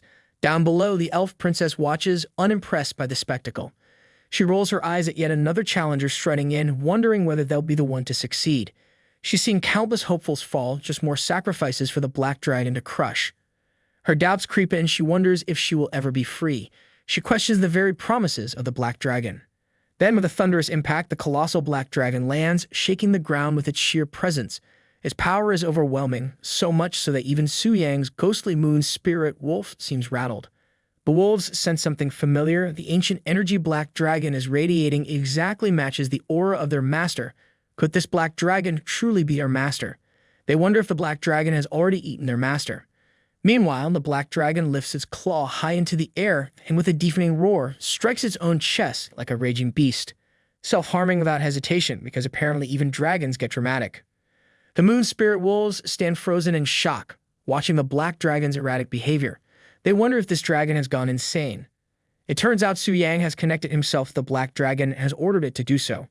He recalls that the black dragon's self-harm bypasses its own damage reduction abilities. Su Yang carefully calculates the damage. 54% HP left, perfect, enough to keep control but not mess with the loot. Priorities. Without hesitation, Su Yang commands the black dragon to halt its recovery and freeze every monster in the dungeon. The command is obeyed, sealing the deal, and the wolves finally realize the truth. Their master isn't just alive, but stronger than ever. With unshakable calm, Su Yang strides forward. Inwardly, he thanks the legendary Black Dragon, as it is because of it that Su Yang managed to stage a comeback from a weak class. It was impossible not to have any feelings about it. But now there a whole new path open before him.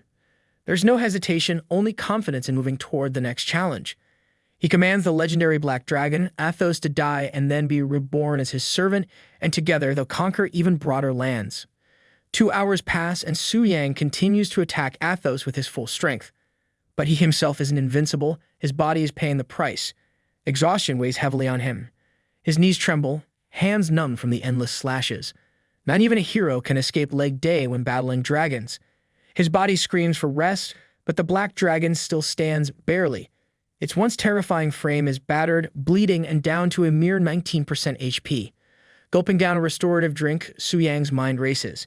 Extreme stats and skills, without them, this would have been impossible. Yet he isn't done. The final push is near, and there's no turning back now. Energy flares around him as he tightens his grip on his weapon. Just a few more strikes, and it's over. Meanwhile, the elf princess sleeps soundly, oblivious to the chaos outside. But then the air shifts. A deafening roar shakes the ground, jolting her awake. It's like the universe decided to set off the world's loudest alarm clock. The battle has reached its climax. The clouds part and the fog lifts, revealing the battlefield in all its glory. The once looming figures of the dragons begin to fade into nothingness. All that remains is a field of exhaustion and possibly some loot. The elf's attention sharpens. Something's missing. The black dragon's aura is gone. She wonders if legendary Athos has been finally defeated. Su Yang, gasping for breath, looks up, his body aching from the brutal fight. It's over, he thinks, barely able to stand. Yet, in its final act of defiance, the black dragon stands tall one last time, its colossal form shrouded in blazing energy. The battlefield, scarred and smoldering from their relentless clash, feels like it holds its breath. Su Yang, battered but unyielding, watches as the dragon's fiery form begins to fade, signaling the end of an era and the start of something new. This hard-fought victory marks more than just another notch on Su Yang's belt. It heralds the beginning of a new chapter for him and the world. There's no going back after taming a dragon like Athos. Now it's all about moving forward with a legendary beast in tow. As the dragon's energy dissipates into the air, the system notifications flood in, confirming Su Yang's victory. The familiar ding of success has never felt so satisfying. The experience he gains is immense, 3 times more than anything he's ever earned before. The sheer volume enough to skyrocket him from level 79 to 80 in one fell swoop. Just as the dust settled, Su Yang's gaze fell on the black dragon's final drop, a weapon that gleamed with an otherworldly light. This wasn't just loot. This was the kind of find that makes you question if the game itself just cheated in your favor. He couldn't help but think, this is no ordinary weapon. With firm resolve, he reached out and claimed the dragon's final gift. Lifting the blade high, a surge of power pulsed through him, accompanied by a resounding boom as the weapon was pulled from the ground, shaking the very earth beneath his feet. This wasn't just a sword, it was the dragon-boned greatsword Devourer of Athos. The name alone felt like it belonged in the halls of legends. The weapon's description flashed before his eyes, revealing its immense strength and the terrifying devouring abilities it held. Each time he slayed a dragon with it, 10% of the beast's attributes would become his own. Basically, a buff for breakfast kind of situation. Gripping the hilt firmly, Su Yang commands the sword to drink. The battlefield doesn't just tremble, it throws a full-on tantrum as a massive explosion of energy erupts from the weapon, sending shockwaves rippling across the desolate landscape. The ground practically splits in awe. Su Yang can't help but marvel at the sword's true potential. It's not just about stats, it's a weapon that devours dragons and absorbs their attributes. Luxurious, terrifying, and definitely not something you'd let your newbie friend borrow. Su Yang contemplates the origins of the sword, realizing that the black flame-winged Athos wasn't just any dragon. No, Athos is the offspring of an ancient devourer, a legendary beast that packs a punch even in its juvenile stage. No wonder this dragon put up such a fight. It's got the bloodline of a valedictorian. The system clearly knew what it was doing when it handed Su Yang this weapon, and he's more than ready to put it to use. Just when he thinks victory can't get any sweeter, a system alert confirms his success in completing the Dragon Slayer's heart-unsealing task. The heart pulses with ancient power, granting him a 50% spirit boost, 100% strength increase, and the ability to ignore dragon talents with a ridiculous 500% damage boost. Oh, and as a cherry on top, he can summon past heroes through blood, because being merely strong is overrated when you can be a walking apocalypse. Su Yang smirks, fully aware of how overpowered he's becoming. He is basically a walking boss now. Before he can properly bask in his well-earned glory, another alert pops up. The system detects a boss co-op kill, triggering the generation of a boss minion. The colossal black dragon, Athos, reappears, looming over Su Yang. But this time, it's not an enemy. It's his. He has tamed the legendary black dragon Athos. Power surges through the air as the system confirms it. Athos, the fearsome beast, is now Su Yang's loyal minion. Without a moment's hesitation, Su Yang climbs onto the dragon's back. Who needs a sports car when you've got a black dragon to ride into the sunset? The battlefield blurs beneath them as they soar toward the fortress, cutting through the blood-red skies with all the flair of an action movie finale. Meanwhile, the elf princess watches in shock. The dragonkins have vanished and the black dragon has been defeated, but who could possibly have the strength to pull this off? And just as she tries to wrap her head around the impossible, she spots a shadow overhead. The ground shakes and a legendary black dragon appears, and there is Su Yang standing tall and proud on the dragon's back. It's the kind of entrance that leaves you questioning everything, including your own name. The elf princess watches in disbelief, but before she can process what's happening, Su Yang reaches out to her with a casual, fearless confidence, saying that he's here to rescue her. Su Yang lifts the elf onto the dragon's back with smooth precision, wasting no words, just pure action. The elf, completely starstruck, can barely comprehend what she's seeing. She asks him if he really tamed the black dragon. Su Yang stands firm, offering only a simple nod. The impossible is now real. The black dragon, once feared and deemed untamable, now obedient under the control of a human. The elf princess is speechless. No one, not even the most powerful elves, had ever come close to such a feat. Yet here is this boy casually riding the very beast that had crushed the hopes of countless warriors. She wonders if he is the legendary dragon slayer. She's still trying to process it when Su Yang snaps her back to reality, urging her to get on quickly. A bit taken aback, the elf blinks before following his instruction. Su Yang wastes no time. Hold on tight, he commands as the black dragon takes to the skies. The elf grips tightly, her fear almost palpable, but Su Yang remains calm, steering the massive beast effortlessly through the air. The kind of confidence that says, "I've done this 100 times and it's never gotten old." Glancing over his shoulder, he encourages her to open her eyes, and after some hesitation, she finally does. The view hits her like a shockwave. Mountains, clouds, and the endless skies stretch out before them, freedom, pure and unfiltered. Su Yang lets her soak in the moment, knowing it's not just the scenery but the feeling that matters.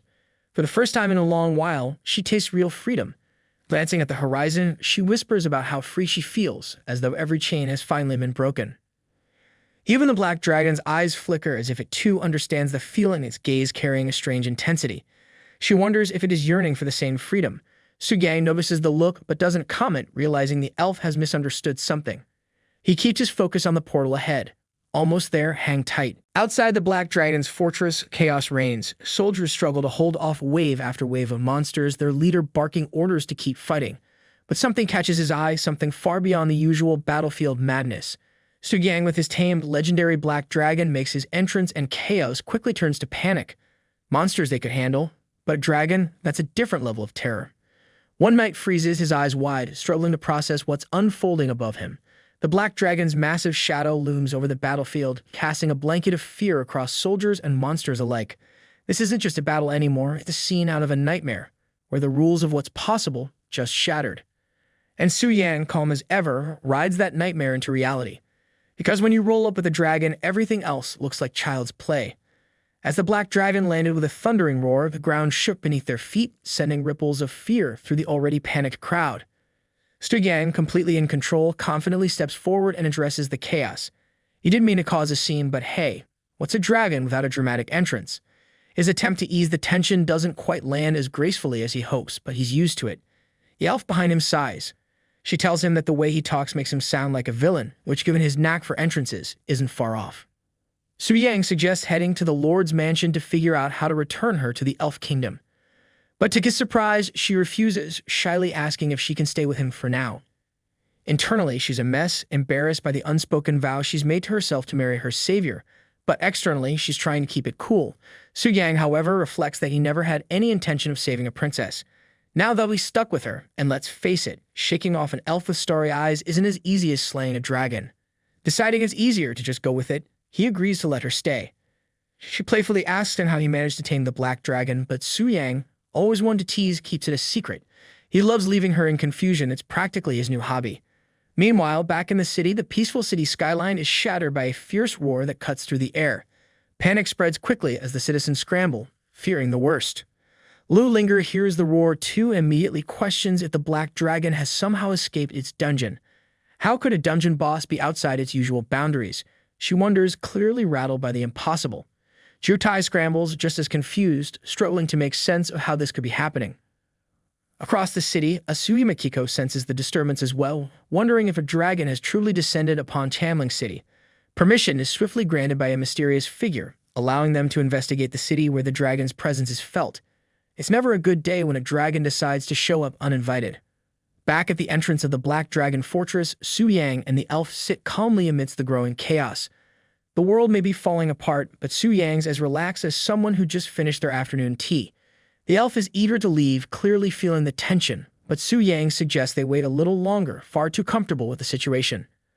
Finally, after what feels like an eternity, a cloud of dust appears in the distance. Their awaited company has arrived. It turns out Wei Ming, the Lord of Tianling City, has stepped in to take matters into his own hands. Mr. Jia and almost 100 men are with him. Whispers ripple through the crowd, with people speculating whether a world boss has spawned or if the black dragon somehow escaped its dungeon.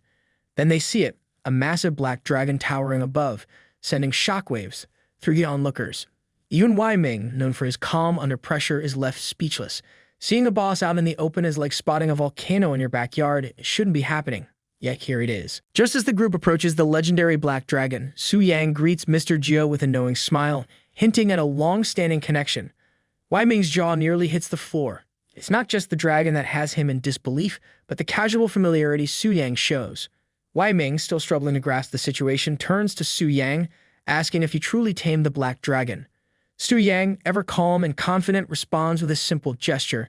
letting the dragon's presence speak for itself. As you can see, his posture says, "I'm riding it, aren't I?" Wei Ming, still not fully convinced, demands proof, because when a legendary dragon is standing in front of you, apparently seeing isn't enough. Without hesitation, Su Yang commands the black dragon to roar. The resulting sound isn't just a roar, it's an earth-shattering force that rattles the very ground beneath them. Everyone around, including Wei Ming, is paralyzed by fear. The black dragon's terrifying display shakes even the most hardened soldiers, and Wei Ming finds himself panicking, desperately begging Su Yang to stop. Lesson learned: when you ask for proof, be ready for an answer that might make you regret asking. The elf princess, clinging tightly to the dragon in fright, scolds Su Yang for scaring her like that, but Su Yang, unfazed, simply grins. Who knew taming a dragon came with so much sass? Wei Ming, equally shaken, profusely apologizes for ever doubting Su Yang. He starts piecing together the puzzle. Could this dragon be the legendary secret dungeon egg, a rare find even after defeating such a beast? He is utterly baffled by Su Yang's strength. Taming a moonlight tier black dragon is unheard of, especially for someone so young. Suspicion begins to grow in his mind. Could Su Yang secretly be a powerful deity in disguise? His thoughts spiral, racing to comprehend how anyone could possibly achieve such a feat. Even the Global Beast Taming Association, a group filled with powerful deities, has only one known dragon tamer. Yet here is Su Yang, casually strolling in with a dragon like it's no big deal. Wei Ming stumbles in disbelief, his mind overwhelmed. Just how powerful is Su Yang, and why has such an immense force come to this small tiling city? Silence falls across the scene as Wei Ming, realizing he's way out of his league, bows in submission, utterly stunned.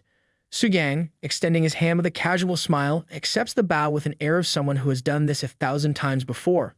It's hard to be humble when you're riding a dragon after all. Just then, a system notification dings in Su Yang's mind. He successfully completed the first stage of his boss mission.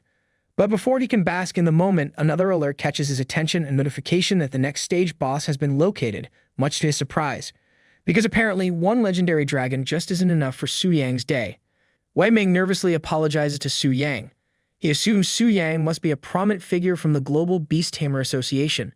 Su Yang, however, just stares back, clearly confused by the assumption. If he's a member, no one gave him the memo. The advisor beside Wei Ming whispers that no major figures have been recorded arriving in the city recently, leaving Wei Ming wondering if Su Yang's visit was a secretive one, possibly off the books. The advisor briefly contemplates this, but dismisses the idea, thinking there's no teleportation record that could confirm such a secret arrival. Just as the situation seems tense, Asui Makiko bursts into the conversation with a wide, beaming smile, her enthusiasm catching everyone off guard. It's like someone opened a door and let a ray of sunshine into an awkward board meeting. Wei Ming and his advisor are thrown off by her sudden appearance, but Asui, completely unfazed, introduces herself as a beast tamer from Sakura country. Clearly amazed by Su Yang, she immediately starts asking him for advice on how to tame a dragon, because nothing breaks the ice quite like asking someone to spill their most powerful secrets. Su Yang is left speechless, staring at her boundless enthusiasm. There's a level of energy here he's not entirely prepared for. Asui continues, eagerly inquiring about his dragon taming methods before quickly realizing that dragon taming secrets are probably restricted to actual beast tamers. Su Yang, however, drops a bombshell on the group. He's not a beast tamer. The air practically freezes around them as the shock sets in. Wei Ming and the others are completely stunned. How could someone who isn't even a beast tamer manage to tame a black dragon, something not even the Global Beast Tamer Association could pull off? The black dragon, feared and considered untamable, was beyond even the most skilled tamer's reach, yet here Su Yang, a guy with apparently no membership card to the association, just casually did the impossible. Remaining calm as ever, Su Yang merely states that he has his own method, though he keeps the details under wraps. Because when you're taming legendary beasts left and right, a little mystery goes a long way. He then politely asks Wei Ming to inform the citizens in advance so they don't panic when he flies into the city on his black dragon. Wei Ming, still reeling from everything, quickly agrees to handle the announcement. It's not every day you have to calm an entire city down over an unexpected dragon flavor. As Wei Ming rushes to make arrangements, he finds himself struck by Su Yang's humility. Unlike the arrogant show-offs who flaunt their strength, Su Yang possesses true power but carries it with a calm, quiet confidence. It's in stark contrast to the usual look-at-me types who strut around pretending to be powerful. Su Yang, on the other hand, just flies in on a dragon and lets the facts do the talking. Asuhi, a bit hesitant, asks if she can report Su Yang's success to her teacher, which is a high-ranking member of the Beast Tamer Association. Wei Ming, eager to compare notes, chimes in, complimenting Asui's brilliance and noting how she rivals Lu Linger in skill. Su-yang notes that even Asui and Lu Linger are at same level. Their personalities couldn't be more different. It's like comparing a lightning bolt to a soft breeze, both powerful but worlds apart. Su-yang's curiosity is piqued, especially when Asui reveals that her teacher is one of the 9 heads of the association. She hints that someone of such high status might even seek Su-yang's guidance on dragon taming. Su-yang, who can't fathom the idea of advising the top-tier beast tamers of the world, is momentarily speechless. The thought of teaching professionals how to tame a black dragon when he's not even in their club. Ridiculous. He quickly excuses himself, telling Asui and Wei Ming that he has other matters to attend to, and suggests they can discuss things later. Before the awkwardness can grow, he makes his exit like a true hero, on dragonback. With a swift farewell, he mounts the black dragon and flies off, leaving Asui and Wei Ming stunned. It's the ultimate McDrop except with wings. Wei Ming turns to Asui, informing her that the taming of the black dragon has already been reported to Elder Li. He suggests that she return to the city to rest and continue their discussions later. Asui agrees but can't help daydreaming about taming her own dragon one day. Because, let's be honest, watching Su-yang just did wonders for her goals. Meanwhile, the black dragon soars through the sky, its massive form casting a shadow over the mountains below, a sight both awe-inspiring and terrifying for anyone watching. Far off, Lu Linger watches from a distance, her eyes locked on the black dragon's impressive silhouette. Annoyance bubbles up inside her, partly at the dragon, but mostly at herself. The idea that Su-yang actually tamed the black dragon, something she had deemed impossible, leaves her stunned. Though impressed, envy seeps into her thoughts as she realizes how much further she needs to grow. Determined, she vows to become stronger, to tame her own dragon, and to one day challenge Su-yang head-on. Because nothing says rivalry goals like wanting to out-dragon your competition. Meanwhile, back in Tanling City, an announcement is broadcasted to calm the citizens. They're informed that the black dragon boss has been tamed, and they're advised not to panic if they happen to see it flying overhead. It's not every day that a city has to reassure its citizens about casual dragon sightings. As the black dragon descends into the city, its massive presence stirs awe among the people. Conversations break out with onlookers buzzing about how such a powerful beast, once a moonlight tier creature, was defeated and tamed.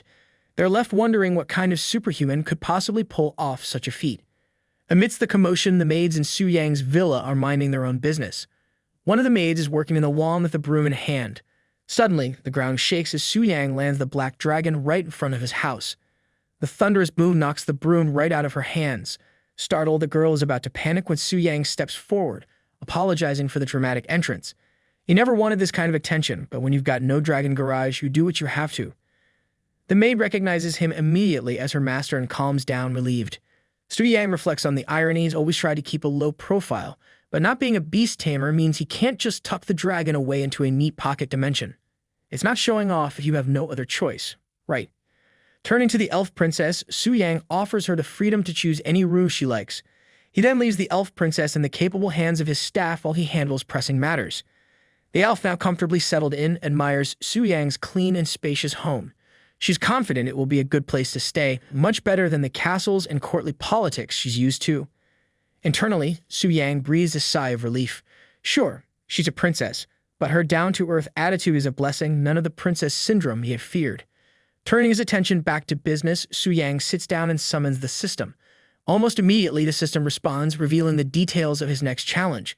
His heart skips a beat as the next boss is revealed to be from the demon abyss, a sovereign of original sin, ranked at the terrifying god tier. Su-yang, who has faced plenty of formidable opponents, is genuinely shocked. God tier, that's like skipping the last levels of the game and suddenly facing the final boss while still holding your starter gear. His mind races as he recalls the globally recognized ranking system issued by the Temple of Professions. From the 5th tier onward, every 50 levels constitute a new tier. The 6th tier is known as the Starlight tier, the 7th as the Moonlight tier, and the 8th as the Sunlight tier. Together, these are the legendary tiers, and above them all is God tier. And now he's about to face one. No pressure. The system lays out the rankings in full detail, explaining how the God tier sits at the pinnacle of a long and arduous journey, which includes passing through the Starlight, Moonlight, and Sunlight tiers. Only those who complete the trial of the gods can ascend the godhood staircase to reach this exalted level. Su-yang can't help but think how extreme this leap feels. One moment he's taming a Starlight tier dragon, and now he's being matched against a god tier boss from the demon abyss. That's like skipping high school and going straight to running a multinational company.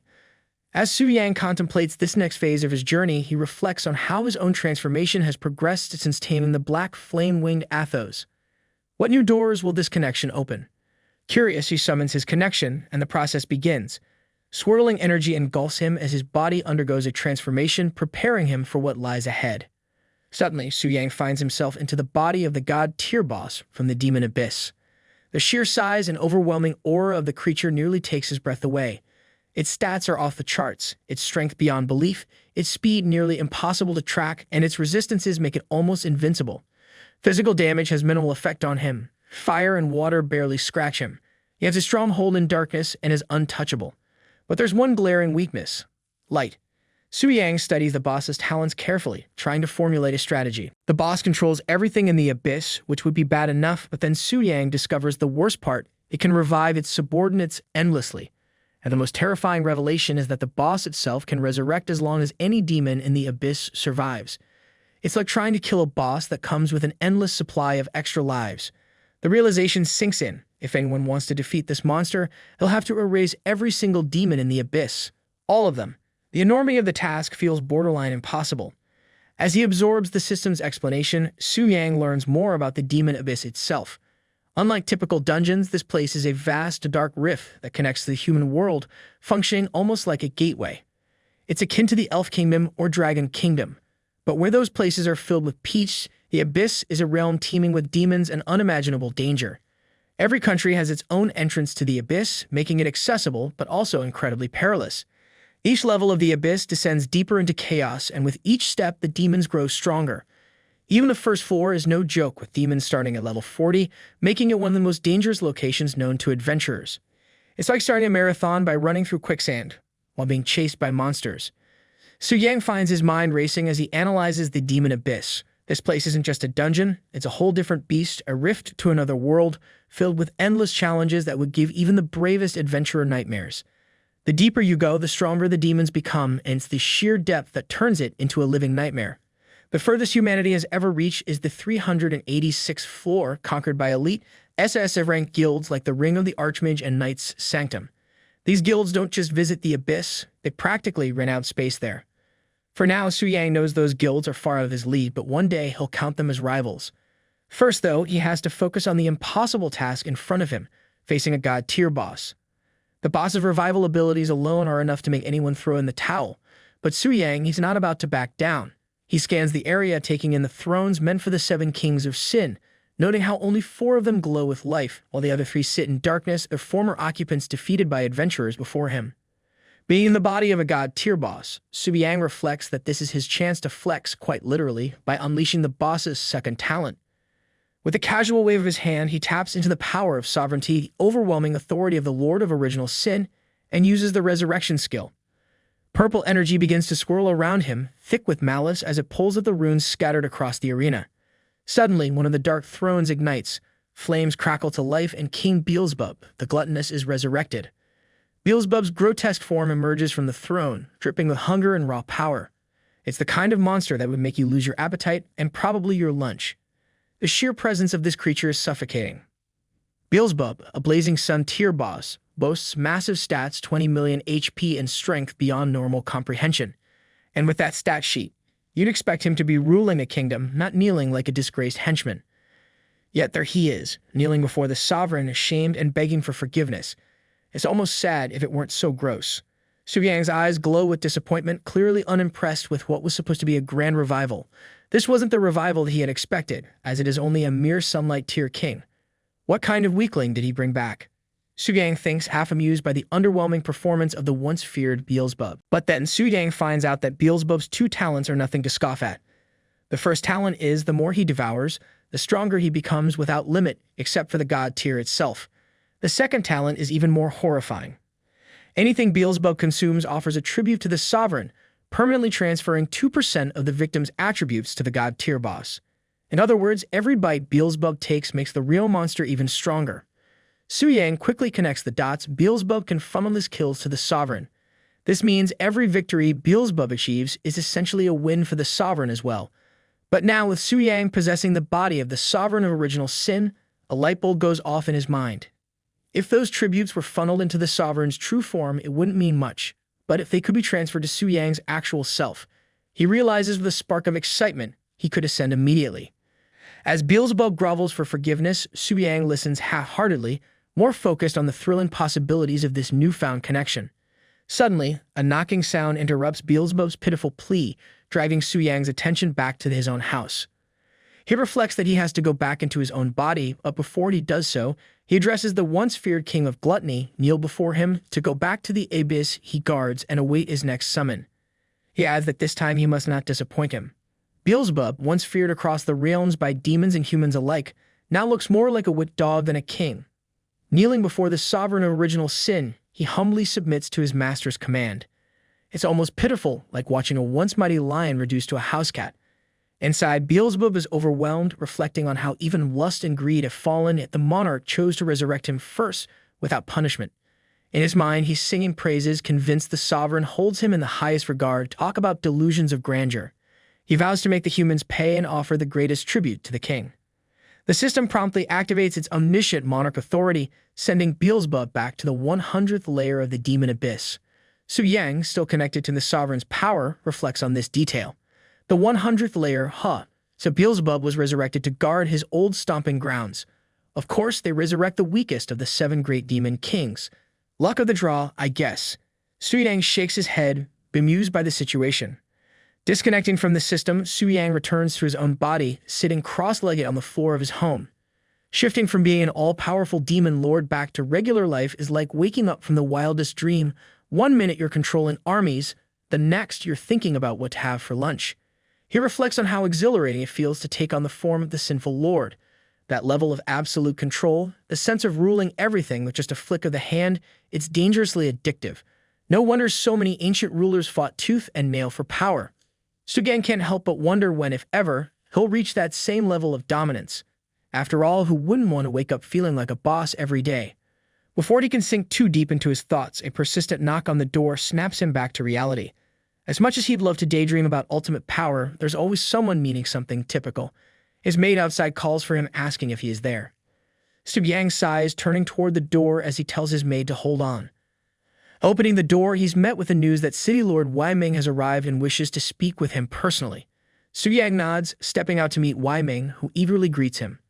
The City Lord looks like he's been waiting for this moment, practically vibrating with excitement, as if meeting Su Yang is the highlight of his week. Wai Ming exclaims how relieved he is that Su Yang has come, and with his usual calm demeanor, Su Yang asks what the City Lord needs. It's always something big when someone rushes over with that kind of enthusiasm. What is it now? A dragon tax.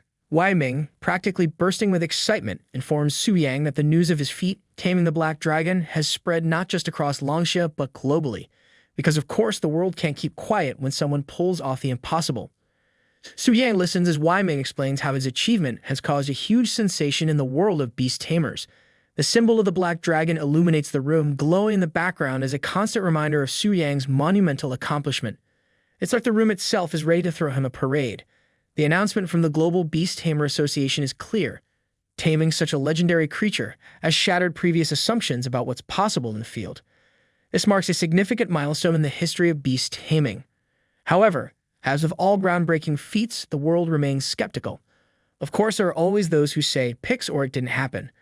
Wai Ming continues, mentioning that many experts didn't witness the event firsthand, which has led to lingering doubts. To address this skepticism, the Global Beast Tamer Association has issued an official statement, and one of its top leaders, currently in Longxia, is preparing to meet Su Yang, the so-called beast taming genius. Su Yang, feeling the weight of this sudden attention, asks when this leader will arrive. Wai Ming tells him they should arrive soon. Just what Su Yang needs, VIPs coming to inspect him like he's a museum exhibit. The sudden global spotlight makes Su Yang uneasy. Knowing the top figures in the Beast Tamer Association aren't easily impressed. These people have tamed creatures he hasn't even heard of, and now they're coming to scrutinize his work. No pressure, right? Meanwhile, at the Tanling City Transport Hub, Lu Linger and her subordinates try blending into the crowd. Unexpectedly, Lu Linger is avoiding the VIP passage, preferring to move discreetly with the masses. It turns out an important figure is about to arrive here. As tension builds, whispers spread like wildfire through the area. Make way, everyone, make way. The crowd stirs, excitement rippling through as all eyes turn to the new arrival. Something big is happening and everyone can feel it. Hearing the commotion, Lu Linger wonders what all the fuss is about. It's rare for a crowd to buzz like this unless something huge is about to go down. At the center of attention, the guards announce the arrival of Elder Lu Dashi, one of the great leaders of the Global Beast Tamer Association. His presence causes a stir, and the crowd parts eagerly to make way for him. Elder Lu Dashi greets the onlookers with humility, apologizing for any disturbance his arrival may have caused. As if anyone's actually bothered, half the crowd looks like they're about to ask for his autograph. His reputation as one of the most respected and mysterious figures in the beast-taming world only adds to the air of awe around him. With his calm and dignified aura, Elder Lu quickly becomes the focal point of the entire area. It's not every day you get to see a legend in the flesh, after all. People whisper excitedly that it's a rare sight to see him in person, and the buzz only intensifies when he addresses Lu Linger, the young lady from the Tianyi Pavilion, expressing surprise at seeing her there. They exchange pleasantries, and even Elder Lu shows clear respect for her position in the world of beast tamers. Clearly, Lu Linger isn't just another face in the crowd. The young lady, however, reveals her frustration and disappointment. She admits that she wasn't strong enough to tame the black dragon, a feat that would have solidified her position as Longshia's top beast tamer. With a resigned smile, she acknowledges that her title may soon belong to someone else. Elder Lu Dashi, always composed, gently advises her not to place too much value on titles and superficial achievements. He encourages her to focus on what truly matters in the path she has chosen, because when a legendary elder gives advice, it's not the kind you roll your eyes at.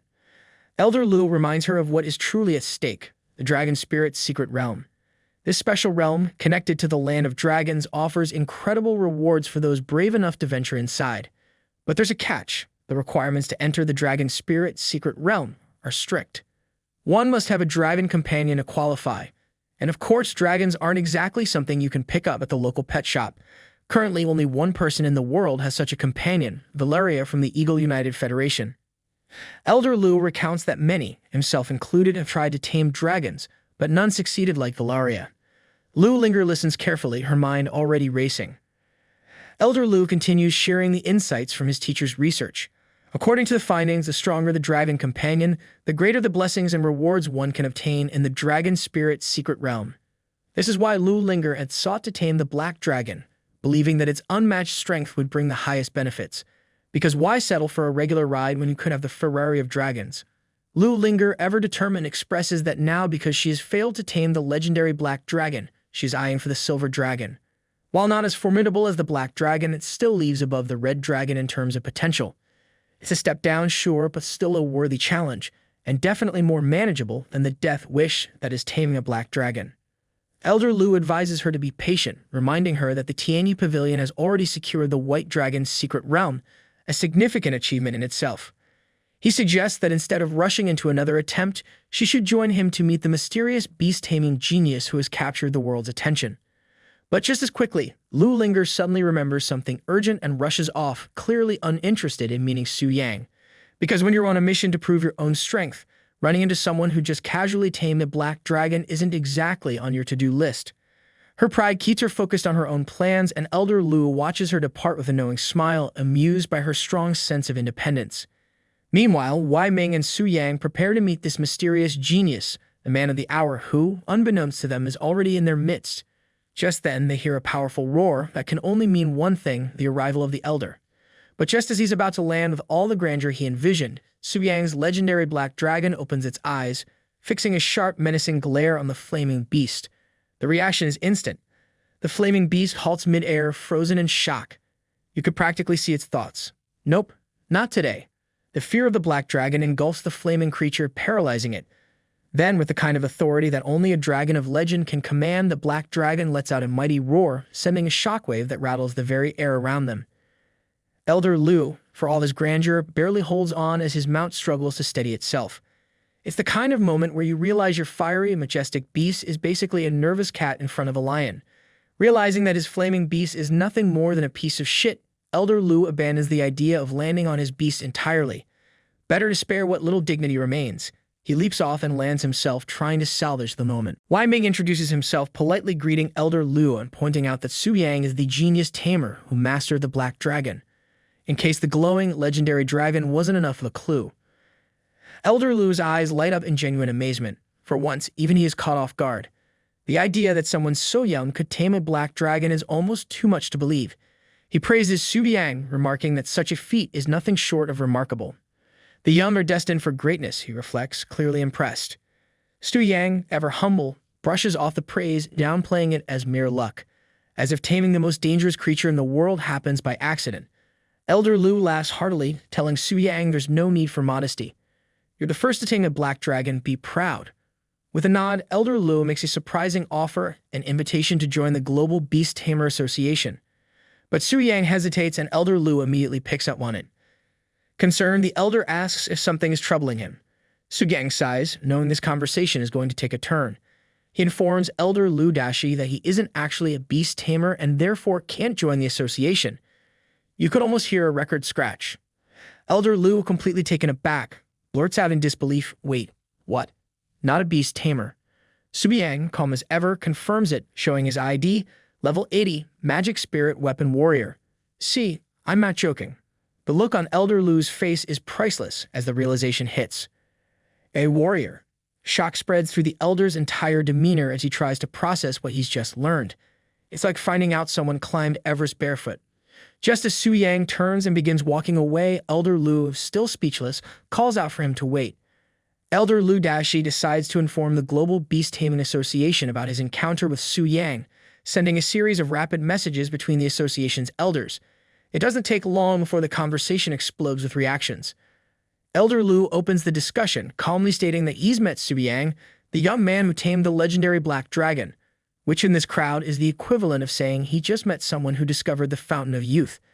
Elder Zhao Hun immediately responds, questioning why there's any hesitation and whether Su Yang has agreed to join, because clearly, who wouldn't jump at the chance to join the most prestigious beast-taming club in the world? Elder Trump from the Evil United Federation jumps in with his usual confidence, claiming their organization is the strongest, and of course, Su Yang has no reason to refuse. Because, if you have dragons, why wouldn't you want to be part of the cool kids club?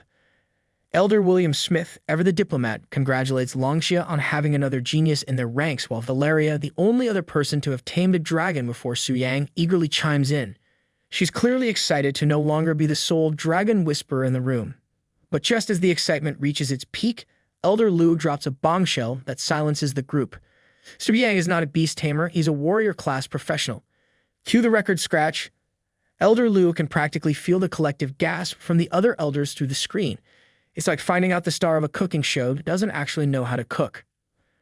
President Heralina of the Siberia Northern Plains, quick on her feet, suggests offering Su Yang honorary membership.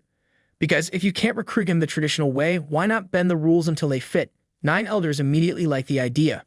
In the world of beast tamers, that's as close to unanimous agreement as you get. Standing before Su Yang, Elder Lu adopts a warm but clearly calculating expression. He's trying to make this pitch sound like a friendly invitation, but it's pretty clear he's already planning out the next step. After explaining the association's decision, he offers Su Yang honorary membership, giving him access to all the benefits of the Global Beast Tamer Association.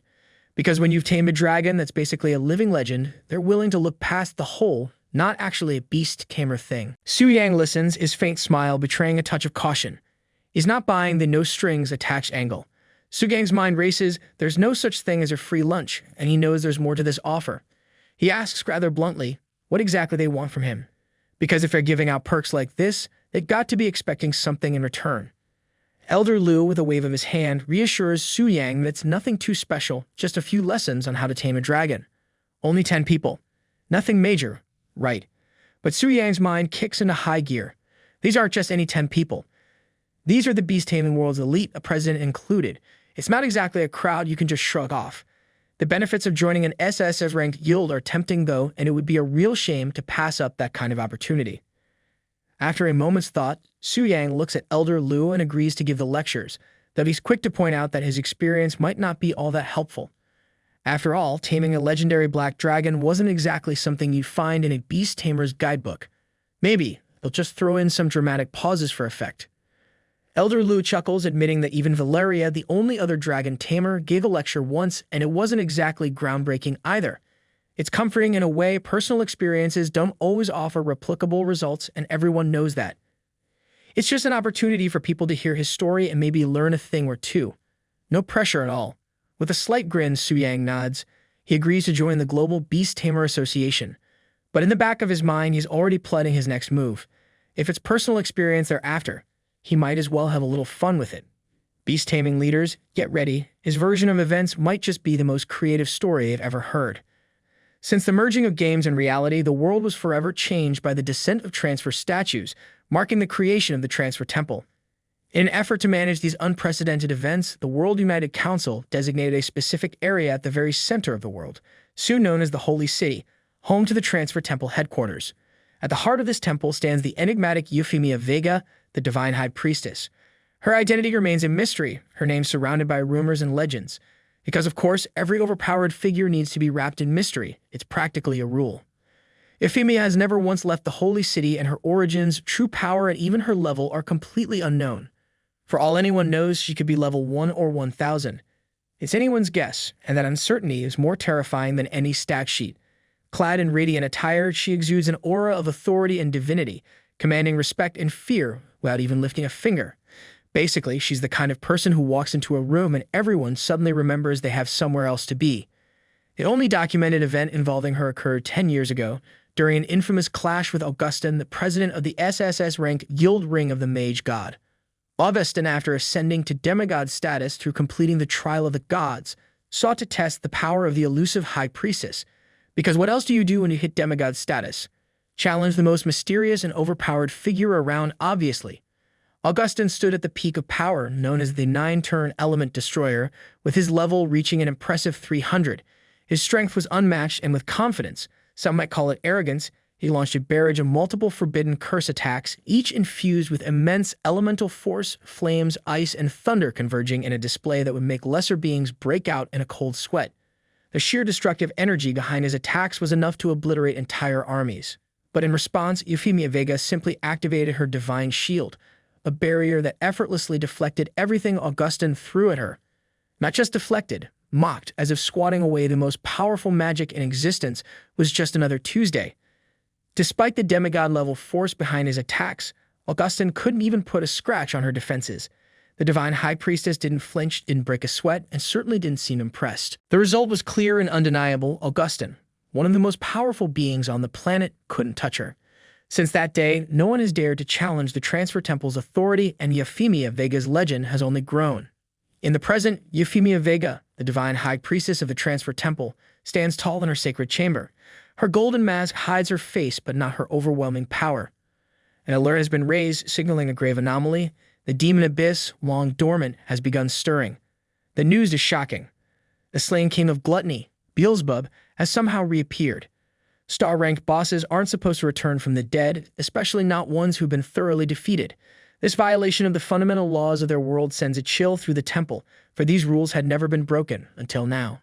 Euphemia's eyes narrow beneath her mask, the reality of the situation setting in. Star-ranked bosses don't just pop back into existence like they're on a holiday rotation. In silent prayer, she beseeches the holy statue for guidance, calling upon the divine light to help her witness the darkness looming below. As the chamber dims, the blessing she seeks is granted. Her eye of insight is illuminated, allowing her to see beyond the physical plane, piercing through space and time itself. Her vision zooms past the layers of the world, focusing on the darkest depths of the demon abyss. It's not exactly a vacation spot unless you enjoy towering monuments of despair and the constant threat of being devoured by ancient sins. Winged figures stand ominously before these towering structures, grim reminders of the trials ahead. Currently, the deepest raid record stands at 386 levels, but every 100 levels, a king of sin emerges. At the 100th level, the grotesque form of gluttony, Beelzebub, looms large once again. Further down at the 200th level, lust as Moya waits in shadow, while the 300th level holds greed, Mammon. They were supposed to be defeated, locked away in some eternal hellhole. And yet somehow, gluttony has revived, leaving only 2 thrones dim and unclaimed. The situation just went from bad to who messed with the world's coding. Euphemia's eye of insight strains to understand the full nature of the magic flowing from the abyss. Even with all her divine power, there's something off, something deeper than what she's ever encountered. The sheer magnitude of the magic pouring forth is bottomless, causing her to mutter in disbelief. This isn't just a power surge, this is the kind of dark magic that makes you reconsider your life choices. With renewed resolve, Euphemia raises her gleaming staff, its radiant blue crystal glowing with divine energy. She commands the evil to reveal itself before the holy light, because when the divine high priestess tells you to show yourself, even the darkness better listen. With a fierce shout, she strikes her staff down and a swirling black portal opens, revealing a figure. As the portal swirls, revealing a distorted form, Euphemia's heart skips a beat. Through the haze of dark magic, she stares at what appears to be a human figure, yet twisted and corrupted beyond recognition. This shouldn't be happening. A human. In the depths of the demon abyss, it's like finding a goldfish in a volcano.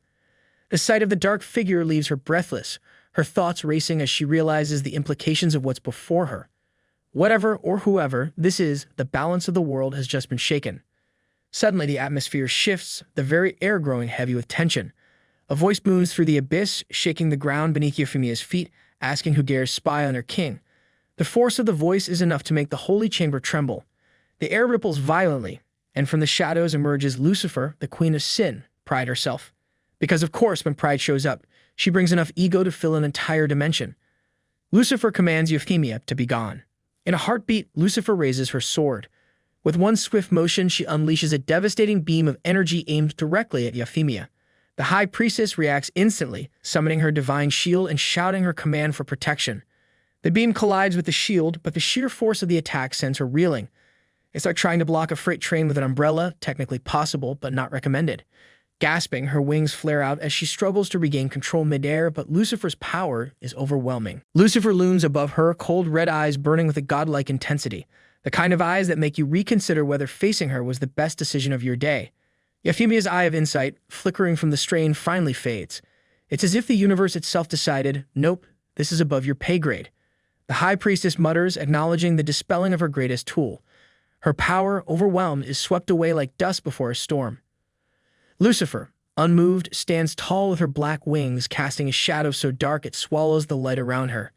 She exudes the kind of confidence that comes from knowing you're always the strongest one in the room. Glancing around, Lucifer scoffs, her voice dripping with disdain. Did her opponent flee? How predictable. Kneeling before a shadowy figure that remains hidden in the depths of the abyss, Lucifer bows her head, a rare sign of submission from the Queen of Pride. Even Lucifer has someone to answer to, a thought terrifying in itself. She speaks with reverence, apologizing to her exalted king for her failure, admitting she was careless enough to allow someone to spy on him. Her crimson eyes glow with wicked delight as she smiles, the kind of smile that signals nothing good is coming. She softly whispers to the figure, her voice filled with longing, wondering aloud when she will be able to hold his face again. Defeated, Euphemia begins to vanish. Her voice trembles and she barely managing to whisper, a god-ranked enemy. The words sound ridiculous, even to her. It's like realizing you've been playing the tutorial all along and the real game just hit New Game Plus without asking. The whole situation is so far beyond anything she's faced before. Her mind spins, trying to make sense of it all. Being served by god-ranked kings of sin, that's like finding out your neighbor not only owns a dragon, but the dragon also pays rent on time. Later, a booming sound shakes the world. A massive golden light explodes from the heavens, glowing like the universe just decided to flip on the world's biggest flashlight. Even as Euphemia fades, she stares up at the sky. She wonders if this a world announcement. Her heart races, knowing it can't mean anything good. The sky opens, and the announcement appears, World Boss. Monarch of the deadly sins has appeared in the deepest abyss of the demon abyss. Across the globe, adventurers freeze mid-quest, some spilling their healing potions, others probably regretting all those times they skipped boss raids for sleep. Carolina, president of the Global Beast Taming Association, pops up on everyone's feed with that annoyingly confident tone. She's all smiles as she explains the stakes. Defeating the monarch of the deadly sins, who commands all 7 of the Sin Kings, gives players the chance to obtain the legendary Sin Reversal series weapons, artifacts so rare and powerful that even the most hardened players perk up. The kind of weapons that make you wonder if they come with a do not use on Mondays warning. Then Augustin, the ever-serious mage god, chimes in with his usual flair for drama, explaining how critical these weapons are. You'll need them if you plan on even scratching the monarch. He mentions the higher the transfer star rank, higher is the drop rate. Finally, Tang Zhan, the loud and proud president of the Undying War Domain, crashes into the conversation like he's announcing the final boss at a wrestling match. Defeating this world-class boss, he says, will unlock the next expansion, Ascend the Divine Ladder. Because nothing says, good job defeating Hellspawn like climbing into the heavens for a rematch. Stay tuned, he adds. Oh sure, Tang Zhan, like everyone's not already sweating buckets over the prospect of fighting a god-ranked monster. Some players are practically vibrating with excitement, while others are already typing looking for group faster than they've ever moved in-game. Meanwhile, Su Yang stands in front of the Grand Cathedral, processing all this. He wonders if he has just become a world-class boss. Bai Ling, still grappling with the sheer magnitude of the unfolding events, exclaims, "This is huge." Elder Lu Dashi turns to Su Yang, looking slightly awkward. He explains that he has to leave for a bit, as the president of the Global Beast Tamer Association is calling him into a meeting. Apparently, even in a crisis, there's paperwork and meetings to attend. Lu assures him that he's already completed the membership process so they can catch up later if anything comes up. Su Yang waves him off with a smile, the kind of no worries that only someone who's now a world-class boss can pull off. Just as Elder Lu leaves, Bai Ling, standing beside Su Yang, speaks softly, her concern evident. "Brave hero, with all these anomalies happening recently, what's going on in this world?" Su Yang places a reassuring hand on her shoulder, telling her not to worry because nothing says it's fine like standing next to a guy who just realized he's the boss everyone else will be hunting. She gives him a small, relieved smile, trusting in his strength. Su Yang, ever the confident strategist, smirks as he gazes ahead. His mind is already spinning faster than a player on double XP weekend. He knows the major SSS guilds are undoubtedly mobilizing by now, and it's only a matter of time before the monarch of the deadly sins becomes their target. But before the chaos erupts, he needs to make his own preparations, because if there's one thing Su Yang isn't going to do, it's wait around to be raided like some NPC. His thoughts narrow with laser-sharp focus. The Kings of Sin drop unique, limited Sin Reversal Series weapons, god-tier items that are essential for defeating the monarch of the deadly sins. And because when it comes to endgame loot, Su Yang is more determined than a loot goblin in a dungeon raid. These weapons could provide a massive boost to his already considerable power. After all, who wouldn't want an artifact that sounds like it could reverse sins? But then it hits him, like a rogue spellcaster's crit, if he, as the monarch of the deadly sins, defeats the Kings of Sin, could they drop the Sin Reversal Series weapons for him too? A world-class boss farming his own minions for god-tier loot, it's like realizing you could rig the final boss fight to win the ultimate prize. The idea sparks a flicker of ambition in his eyes. Su Yang pauses for a moment, a sudden realization dawning on him. If he, as the monarch of the deadly sins, were to defeat the Kings of Sin, could they also drop the Sin Reversal Series weapons for him? His mind races, piecing together the possibilities like a gamer planning the ultimate exploit. As the ruler of the Abyss, the original Sin Monarch, it's only natural that his subordinates would dedicate themselves to him, right? After all, he can resurrect them without much burden. He contemplates further, watching the glowing orbs around him. The only hitch is that the resurrection cooldown is annoyingly long, like waiting for your mana to recharge in the middle of a boss fight. Su Yang's thoughts churn as he stands before the golden statue of the divine high priestess, mentally strategizing. If only he could shorten that cooldown, he'd have a near-perfect farming loop. As his mind whirls, another thought strikes him. The current strongest professionals are only at semi-god rank, but with the next patch, Ascension Ladder, it seems that defeating the original Sin Monarch is the key to true ascension. Su Yang's determination flares. If he can solo the original Sin Monarch, wouldn't he be the first to ascend to god rank? He smirks, the kind of grin you get when you realize you found a game-breaking strategy. Thoughts of the competitive elites who have been grinding for years flash through his mind. Being a cheat means thinking like a cheat. You can already imagine their reactions when they find out that he, someone who's only been transferred for less than a month, will surpass them all. It's the kind of revelation that makes him chuckle internally. Su Yang looks up the statue of the divine high priestess, his angelic companion standing quietly by his side. He nods to himself, determined but focused. The grand plan is in motion, but first things first. For now, he thinks, let's focus on the immediate goal. Time to take on my 4th-rank 5-star mission. Bright beams of light shoot into the sky from the Grand Cathedral, illuminating the towering structure. Below, 4 figures stand, each tense and alert. Augustin, Carolina, Tangzhan, and Poker. The atmosphere is heavy, but Augustin, the president of the Divine Magic Circle and 9th-rank Element Annihilator, breaks the silence with a casual tone, saying it seems they all arrive here at the same time. Carolina, smirking at his laid-back demeanor, teases him. You, of all people, actually woke up early. The subtle jab is enough to bring a small chuckle from the others. It's not every day the old drunkard shows up for something this serious before noon. Tangzhan, president of the Immortal War Domain, remains serious. This isn't just any gathering, it's about the new version and the world boss. In true stoic fashion, Tangzhan adds that they need to take it seriously, because nothing says no pressure like knowing the fate of the world is tied to a new patch. Poker, the president of the Knight's Holy Sanctuary, adds gravely that the Holy High Priest herself sent out an invitation letter. This matter is beyond unusual. Suddenly, bright beams of light burst forth from the Grand Cathedral, catching the attention of everyone nearby. Inside, whispers spread through the crowd as Augustin, Tangzhan, and Poker are all gathered there. Everyone seems excited. It's their first time witnessing their heroes up front, because when the heavyweights show up, you know things are about to get real. The excitement builds as the crowd realizes the SSS-ranked guild leaders are present. Whispers ripple through the room like a wave of awe. It's Augustin, the pride of the mages. Others exclaim as Lady Carolina and Tangzhan follow closely behind. The cathedral is practically buzzing with the collective fanboying of half the continent. Above them, holographic projections flicker to life, showing the high-ranking leaders of the world, hovering like a council of gods. One in the audience whispers in awe, wondering if those are the national leaders. They have only ever seen them on TV before. The sense of reverence thickens as the guild leaders enter the room. Augustin, ever the unflappable mage, casually remarks, "Guild giants and national leaders gathered together. Looks like we're in for a good show. Because when you're one of the most powerful figures in the world, even a potential world-ending threat feels like something you can comment on like it's the latest sports game."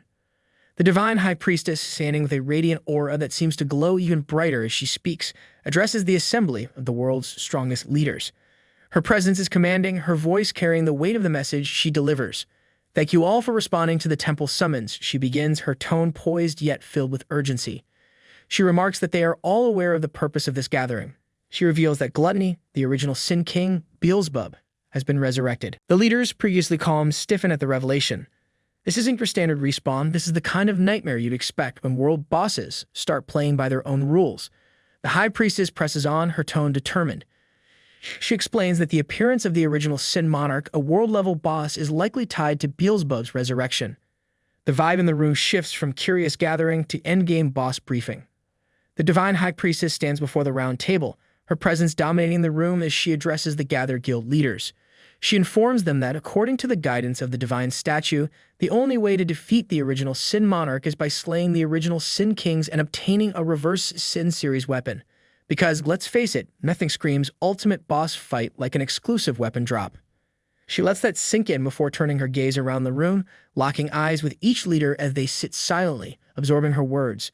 She drops another crucial detail: the final blow against each king of sins must be dealt by a high star rank transfer to increase the probability of obtaining the coveted weapon. No pressure or anything, it's only the fate of the world resting on one final blow. The responsibility rests squarely on the shoulders of those in the room. Her gaze moves across the gathered leaders, each of them fully aware that they are the best combatants the world has to offer. There is no one else. The task ahead is clear. They must work together to face this unprecedented threat.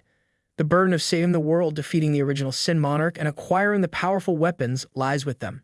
A holographic projection flickers to life, illuminating the grim details of the Demon Abyss. The current record for the deepest level conquered is level 386, where the extermination team encountered 3 of the original Sin Kings: Gluttony, Lust, and Greed. The High Priestess explains that based on the pattern, they encounter a new Sin King every 100 levels. This means there are still 314 more levels before they can face the final boss, the original Sin Monarch. The room tenses as the enormity of the task looms before them. Hundreds of levels filled with unimaginable dangers await. High Priestess then turns toward Augustin and Tangzhan, both of whom are at level 372. The question is simple but critical. How many levels can be advanced with each progression they make? Their experience is crucial in determining how fast they can push through the remaining levels of the Abyss. The room holds its breath, awaiting their response. Every leader knows the road ahead is steep and treacherous, but the prize at the end, victory over the monarch and the chance at ascension, drives them forward. The world hangs in the balance, and the battle is about to begin. Augustin hesitates, taking a long swig from his drink before finally responding, his voice gruff but laced with a hint of reluctance. He admits that for him, handling about 3 levels at a time is the limit. Any more, and this old man won't be able to keep up with the intense grind. Because, let's face it, even legendary mages need a break now and then. Tangzhan quickly backs him up, noting that the deeper they venture into the Demon Abyss, the greater the difference in strength between each level becomes. It's not exactly a stroll in the park, more like a death march with occasional monster ambushes. Even with their incredible power, taking on multiple levels at once would be suicide. The High Priestess listens intently, her expression serious as she contemplates the daunting task ahead.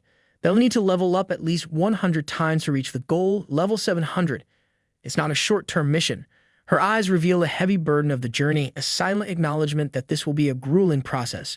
Because when you're facing world-class bosses, no one's handing out participation trophies. Poker, the judgment condemner, shifts in his seat. His gait is sharp as he weighs in. He cautiously suggests that the experience gained from killing an original Sin King could give the entire team a massive boost in levels. It's not just about the grind, it's about exploiting every opportunity, even if it means gaming the system a bit. He hints at if somehow they can resurrect the Sin Kings multiple times to farm experience, their chances of obtaining the coveted reverse Sin series weapons will potentially increase. His strategy is clear but risky, Rune feeling the gravity of the idea. The High Priestess shifts the discussion toward how these powerful reverse Sin series weapons dropped by the bosses should be distributed. And here's where things get really tricky, because nothing brings out the tension like talking loot distribution in a room full of legendary warriors. The armored warrior, sitting regally, cuts through the tension with a firm reminder. These weapons aren't just shiny trophies, they're the key to defeating the original Sin Monarch, and ultimately, the path to ascension. Everyone's eyes narrow at this, fully understanding that without these weapons, their chances of victory and survival drop drastically. It's not just about being the strongest in the room, but about having the right tools to finish the job. The tension in the room thickens as they discuss the future and who should lay claim to the weapons, each knowing that these reverse Sin series weapons could tip the scales in their favor, not just against the monarch, but in their quest for ultimate power. Amidst the heated conversation, the High Priestess rises to command silence with a single powerful strike of her staff. The shockwave ripples through the gathered warriors, immediately cutting off the murmurs and bringing focus back to her. Because nothing says pay attention like a literal shockwave through the room. Her presence is undeniable, and she explains with calm authority the critical importance of the reverse Sin weapons in achieving ascension. She urges the group to be patient, reminding them that the Transfer Temple is closely monitoring their actions. When the extermination team is set, the real decisions will be made, and there's no room for reckless behavior until then. The armored warrior, realizing the gravity of the situation, apologizes for acting rashly. The High Priestess is understanding, acknowledging the intensity of the moment. After all, it's hard to keep your cool when world-ending bosses and god-tier weapons are on the line. Tang Zhan, ever practical, suggests a strategy to organize the extermination team. He proposes that countries pool their resources and form national teams, each taking turns hunting the original Sin Kings. Weapon drops would be determined by luck, keeping the competition fierce by reducing direct conflict. It's a plan that tempers chaos while keeping the stakes high, because nothing keeps a bunch of legendary warriors in line like a fair system with a lot of randomness. The room buzzes with tension as the proposal is presented. Poker, always the tactician, sees the value in Tang Zhan's approach. He recognizes how using entire countries as units fits perfectly with Tang Zhan's strategic mindset. It's the kind of move that turns every nation into a cog in a much larger machine, one that crushes Sin Kings and collects god-tier loot. Meanwhile, the High Priestess stands as the ultimate authority, listening carefully as the discussion unfolds. She weighs the potential benefits of managing and coordinating these extermination forces, knowing that the stakes are too high for disorganization. Yet a question arises. What about the weaker countries? Would they be overshadowed and left without a real chance in this strategy? Tang Zhan, unshaken, dismisses the concern without hesitation. For him, defeating the original Sin Kings depends solely on strength, not the political or geographical power of a country. The High Priestess, sensing the urgency of the moment, announces a vote on Tang Zhan's proposal, keeping the council focused on the critical decisions at hand. The tension in the room continues to build as the votes are counted, with an overwhelming majority 80% in favor of the plan. The proposal passes, and the High Priestess solemnly declares the first agenda of the meeting complete. With this milestone, the path forward starts to take shape, but it's clear that more challenges lie ahead. The discussion then shifts to a delicate issue. Nations lacking 9th-ranked professionals will not be allowed to participate in the upcoming challenges. Instead, their fates will be decided by lottery, the results to be announced later. It's a harsh reality, but in a game where strength is everything, some are bound to be left behind. As the room settles into this uncomfortable truth, attention turns to the second agenda item. President Carolina steps forward, clearly eager and ready to have her say. With confidence radiating off her, she begins to explain the situation. Muscles flexing, voice strong, Carolina isn't just talking, she's commanding the room's attention. She reveals that due to the emergence of the dragon spirit realm, the gates to the dragon kingdom have finally opened from the human world. Inside lies a vast, treacherous realm, filled with powerful bosses and incredible rewards. Conquering this supergiant subspace nation would drastically increase their leveling efficiency, providing them with the edge needed to take on the demon abyss. Before the room can fully process this, Augustin interjects with a note of caution, reminding the group that entry into the dragon's spirit realm is restricted. Only those who have successfully tamed a dragon can enter, because taming one of these bad boys is like holding the golden ticket to a next-level dungeon raid. He reminds them that only Valeria from the Global Beast Tamer Association is the only person known to have tamed a dragon. But with a raised eyebrow, he asks if something has changed. Carolina's lips curl into a knowing smile. Of course, she's been waiting for this moment, the dramatic reveal. She confirms the rumors that the council has been buzzing about. A genius boy from Longxia, the honorary member of the Beast Tamer Association, has done the impossible. He tamed a black dragon, because when you've got an ace up your sleeve like that, you can't help but smile. Before Carolina can continue, a voice rises from across the room, the armored one interrupting with skepticism.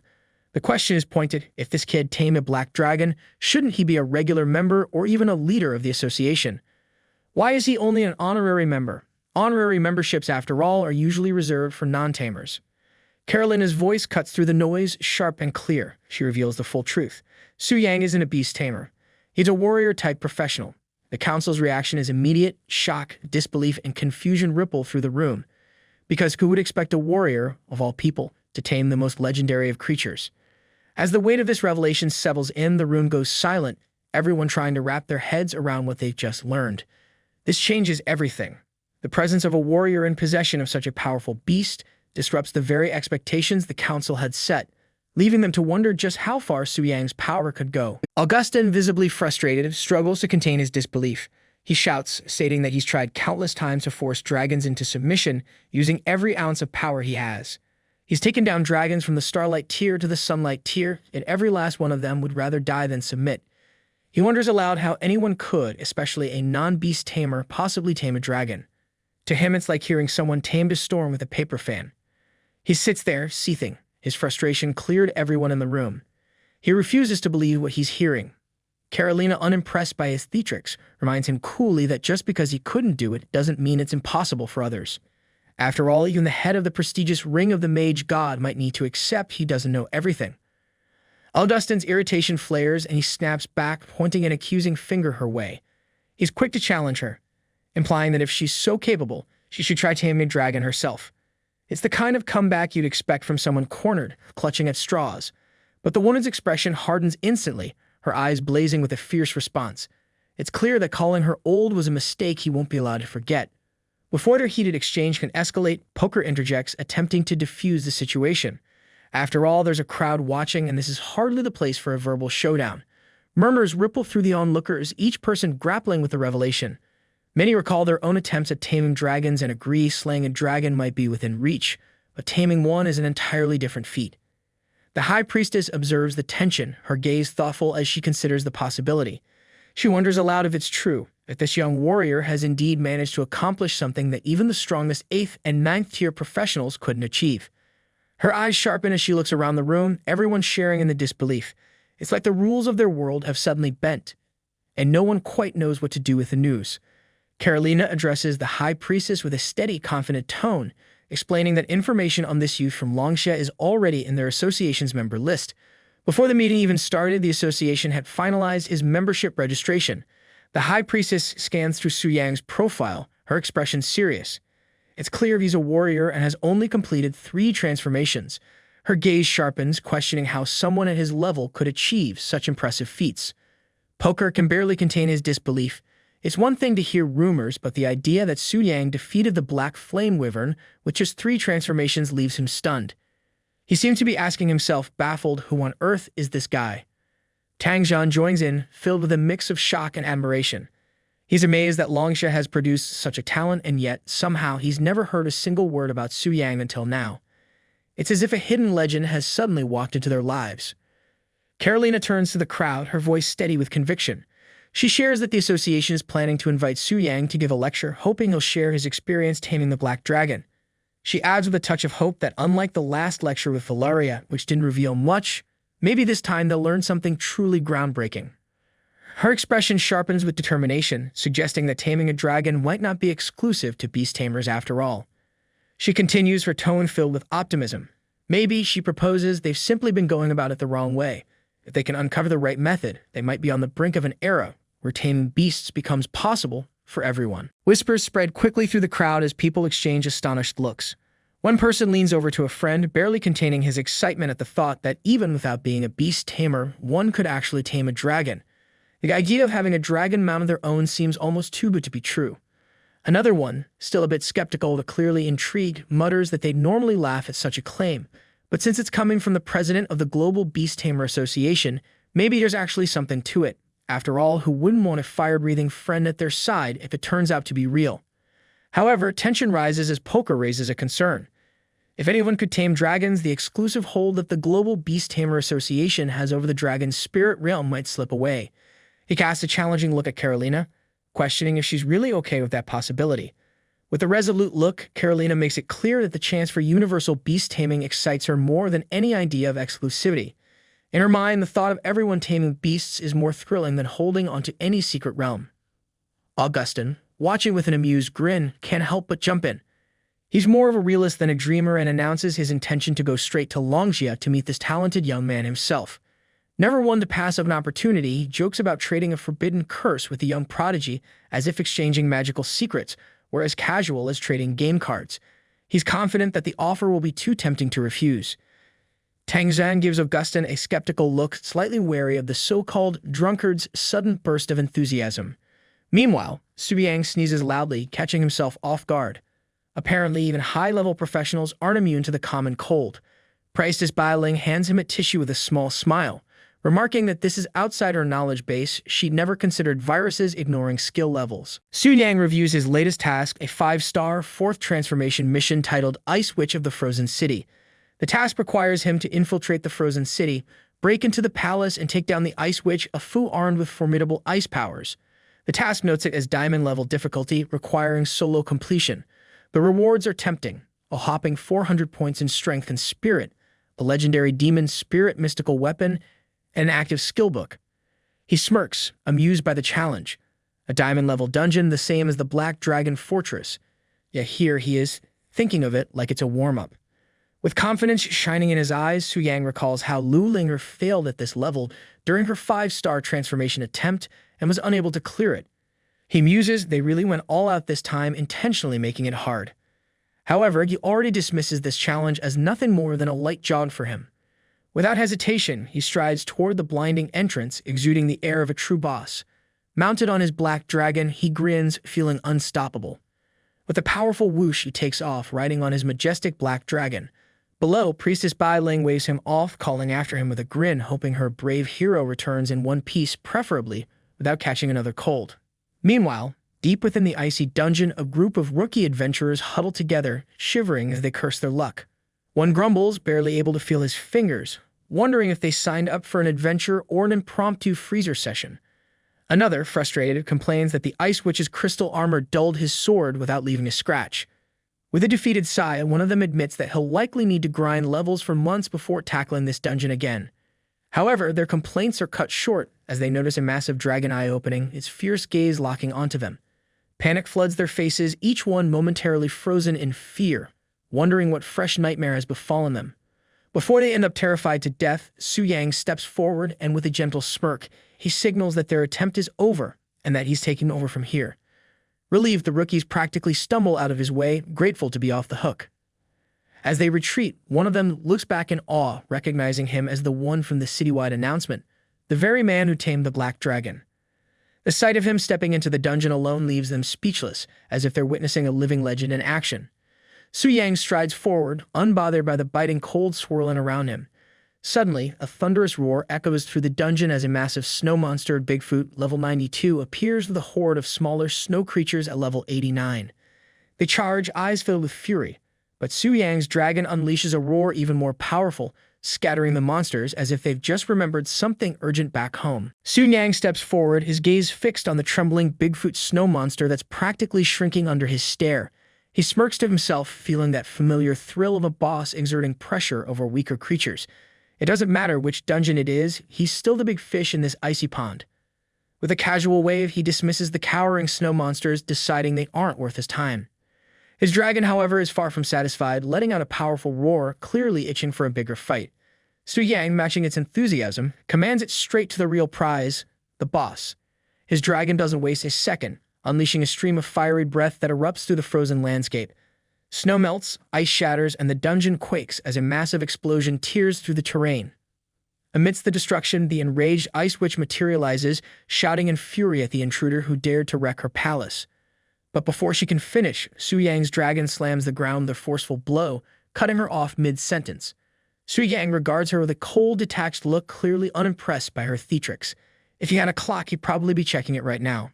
Su Yang stands victorious. The system chimes in, confirming his success in defeating the dungeon boss. Flames linger around him, remnants of the dragon's fiery onslaught, casting an intense glow over the icy ruins. He glances at the smoldering remains of the Ice Witch and sighs, mildly disappointed. This so-called challenge barely even warmed him up. Su Yang, flexing with a smirk, mutters to himself, brushing off the ease of his fourth transformation. It was never supposed to be hard after all. He wonders if maybe the legendary stage will provide a real challenge, something to actually make him break a sweat. Meanwhile, a group of girls from the Yun Guild arrive outside the dungeon. The girl with the snowy hat spots the notification that the dungeon is currently being challenged, raising an eyebrow in disbelief. Next to her, the brown-haired girl suggests they wait. There might be a chance if the current challenger fails. After all, a little wishful thinking never hurt anyone. But an adventurer nearby chimes in with a knowing look, advising them not to get their hopes up. He explains that a true boss has entered the dungeon, and he's not one to leave any job unfinished. When someone like him is inside, the rest are just here to watch, he says with the resignation of someone who's seen legends in action. Curiosity piqued, the girl with the snowy hat asks who this boss could be. The answer leaves her stunned. It's the guy who tamed the black dragon.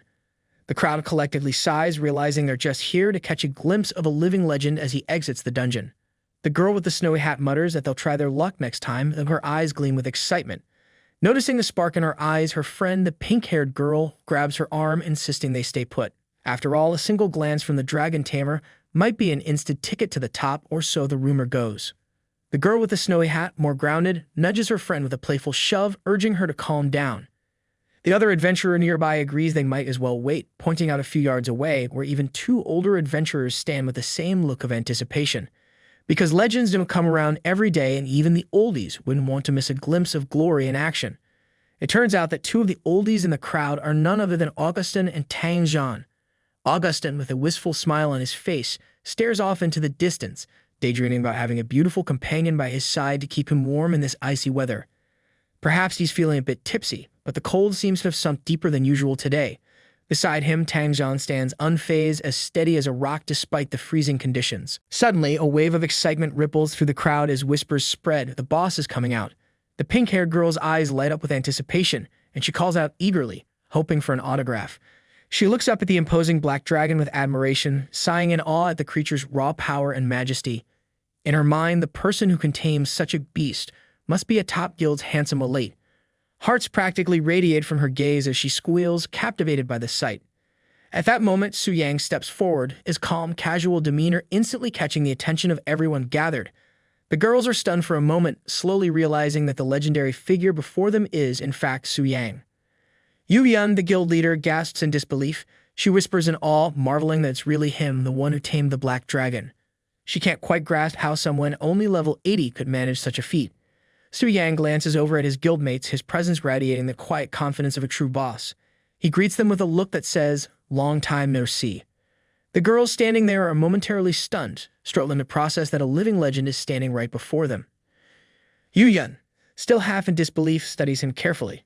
She asks if he's truly the one who tamed the black dragon and became famous worldwide, almost as if she needs a final confirmation that this isn't a dream. Su Yang gives her a nod, asking if they're here for leveling up. Yun explains that she was planning to help Xiao Yu gather materials, but it looks like he'll have to wait until the dungeon's next cooldown. Her disappointment is hard to miss. Su Yang takes a moment to glance through his inventory, pausing as he spots something. He pulls out a glowing, frost-colored orb labeled Heart of Frost, Epic, the very material that had dropped from the boss he just defeated. Without a second thought, he offers it to the girl with the snowy hat. She hesitates, clearly torn, insisting she can't accept it. It's a rare item after all, and she's not about to take such a valuable piece from a legend. She tries to politely refuse, saying she'll wait for the next dungeon reset, but Su Yang insists, gently pressing it into her hand. He reassures her it's fine, adding the casual shrug that he doesn't need it anyway, and that it suits her perfectly. A blush spreads across the girl's cheeks as she clutches the Heart of Frost, silently wondering why he has to be such a legend. Just then, the pink-haired girl chimes in, nudging her friend. She points out that if the handsome young master himself is offering, he genuinely doesn't need it. She should just take it. Reluctantly, the girl with the snowy hat holds the heart of frost close, murmuring her acceptance. Su Yang addresses the group with a warm smile, easing the tension. He assures them that there's no need to be so formal. After all, they've tackled dungeons together as friends, not just allies. The pink-haired girl grins, appreciating his easygoing nature and feeling a bit more relaxed herself. Suddenly, a low, ominous rumble echoes through the icy expanse, capturing everyone's attention. Su Yang glances back at his legendary dragon Athos, sensing something's up. He calmly asks the dragon if something's wrong, and Athos responds with a deep, rumbling growl. Meanwhile, Augustin is reaching out to Athos like he's about to pet the enormous creature before him. With a sly grin, he eases his hand closer and murmurs something about how he's just giving it a friendly pat. Witnessing this, Su Yang wonders, wide-eyed, who this daring old man really is, as somehow, without a hint of hesitation or resistance, this oldie has managed to touch the black dragon Athos like he's petting a neighborhood cat. This old man in a hooded cloak then makes his way towards Su Yang and the girls. The girl with the pink hair wrinkles her nose, muttering something about a strong whiff of alcohol.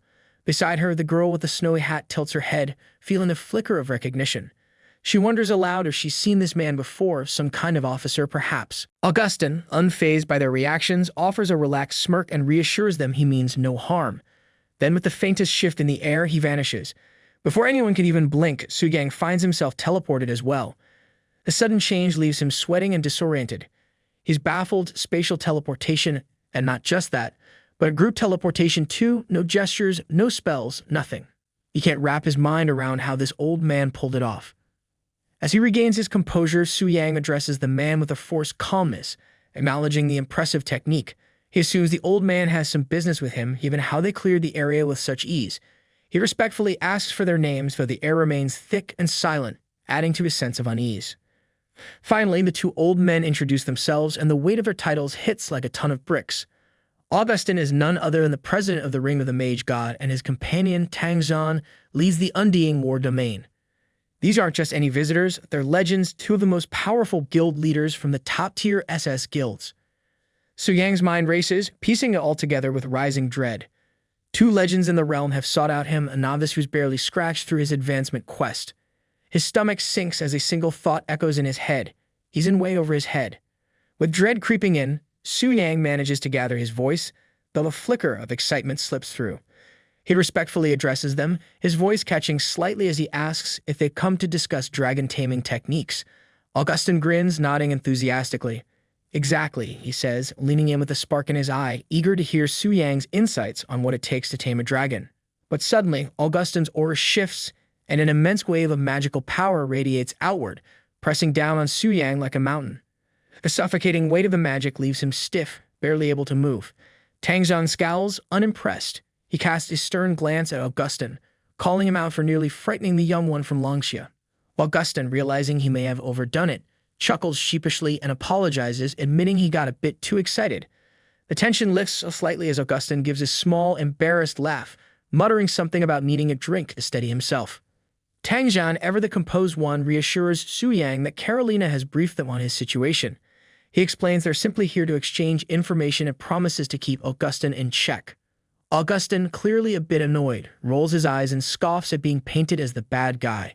With a sly grin, he reaches into his robe, pulling out two radiant scrolls. The glow of the scrolls catches Su Yang's eye, and he realizes these aren't ordinary items, they're forbidden spell scrolls.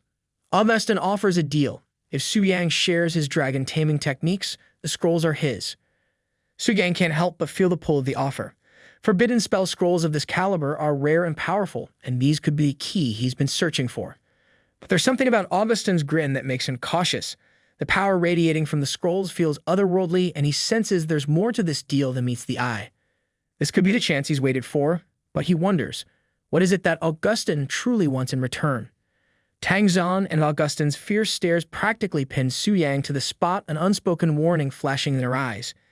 These two are among the best, and if they catch a whiff of his bluff, he's done for. Su Yang feels his heart hammering, knowing he's walking a thin line. But he figures if he's going to bluff, he might as well go all in. With a calm expression, Su Yang raises a finger, projecting as much confidence as he can muster. He acknowledges the value of the forbidden spell scrolls, but points out that they're single use. Boldly, he suggests that a forbidden spell skill book might be a better deal. Augustin's humor fades, his eyes narrowing as he studies Su Yang, clearly puzzled. In his mind, Su Yang's request doesn't add up. He wonders aloud why a warrior would want a spell book. Augustin questions whether Su Yang is trying to push beyond the usual boundaries of a beast tamer, aiming to cast forbidden spells like a mage as well. The suspicion is clear in his gaze, and Su Yang senses he's on thin ice. Tang Zhan steps in, observing Su Yang closely and giving a slight nod as he speaks to Augustin. He mentions that some warriors follow a path that mixes magic with their combat skills, and Su Yang might be one of them. Taking the cue, Su Yang keeps his cool, confirming that he is indeed a mystic spirit warrior, a warrior capable of wielding magic. Accepting this explanation, Augustin finally relents, pulling out a gleaming spell book and extending it towards Su Yang. This is no ordinary spell book. It contains the Tier 2 forbidden spell, Thunder Destruction Technique. Augustin hands it over as a gift, though he warns Su Yang with a serious tone. A spell of this caliber requires significant mental strength, possibly a higher rank, to wield it effectively. Forbidden scrolls may provide an instant boost in power, but Augustin advises Su Yang to think carefully about what he's risking in exchange. Su Yang nods, appearing confident as he accepts the spell book. But inside, he's already calculating the potential. He recalls the power of Tier 1 spells like Lightning of the Universe and Wrath of the Wind God, both strong enough to defeat a 6th level advancement.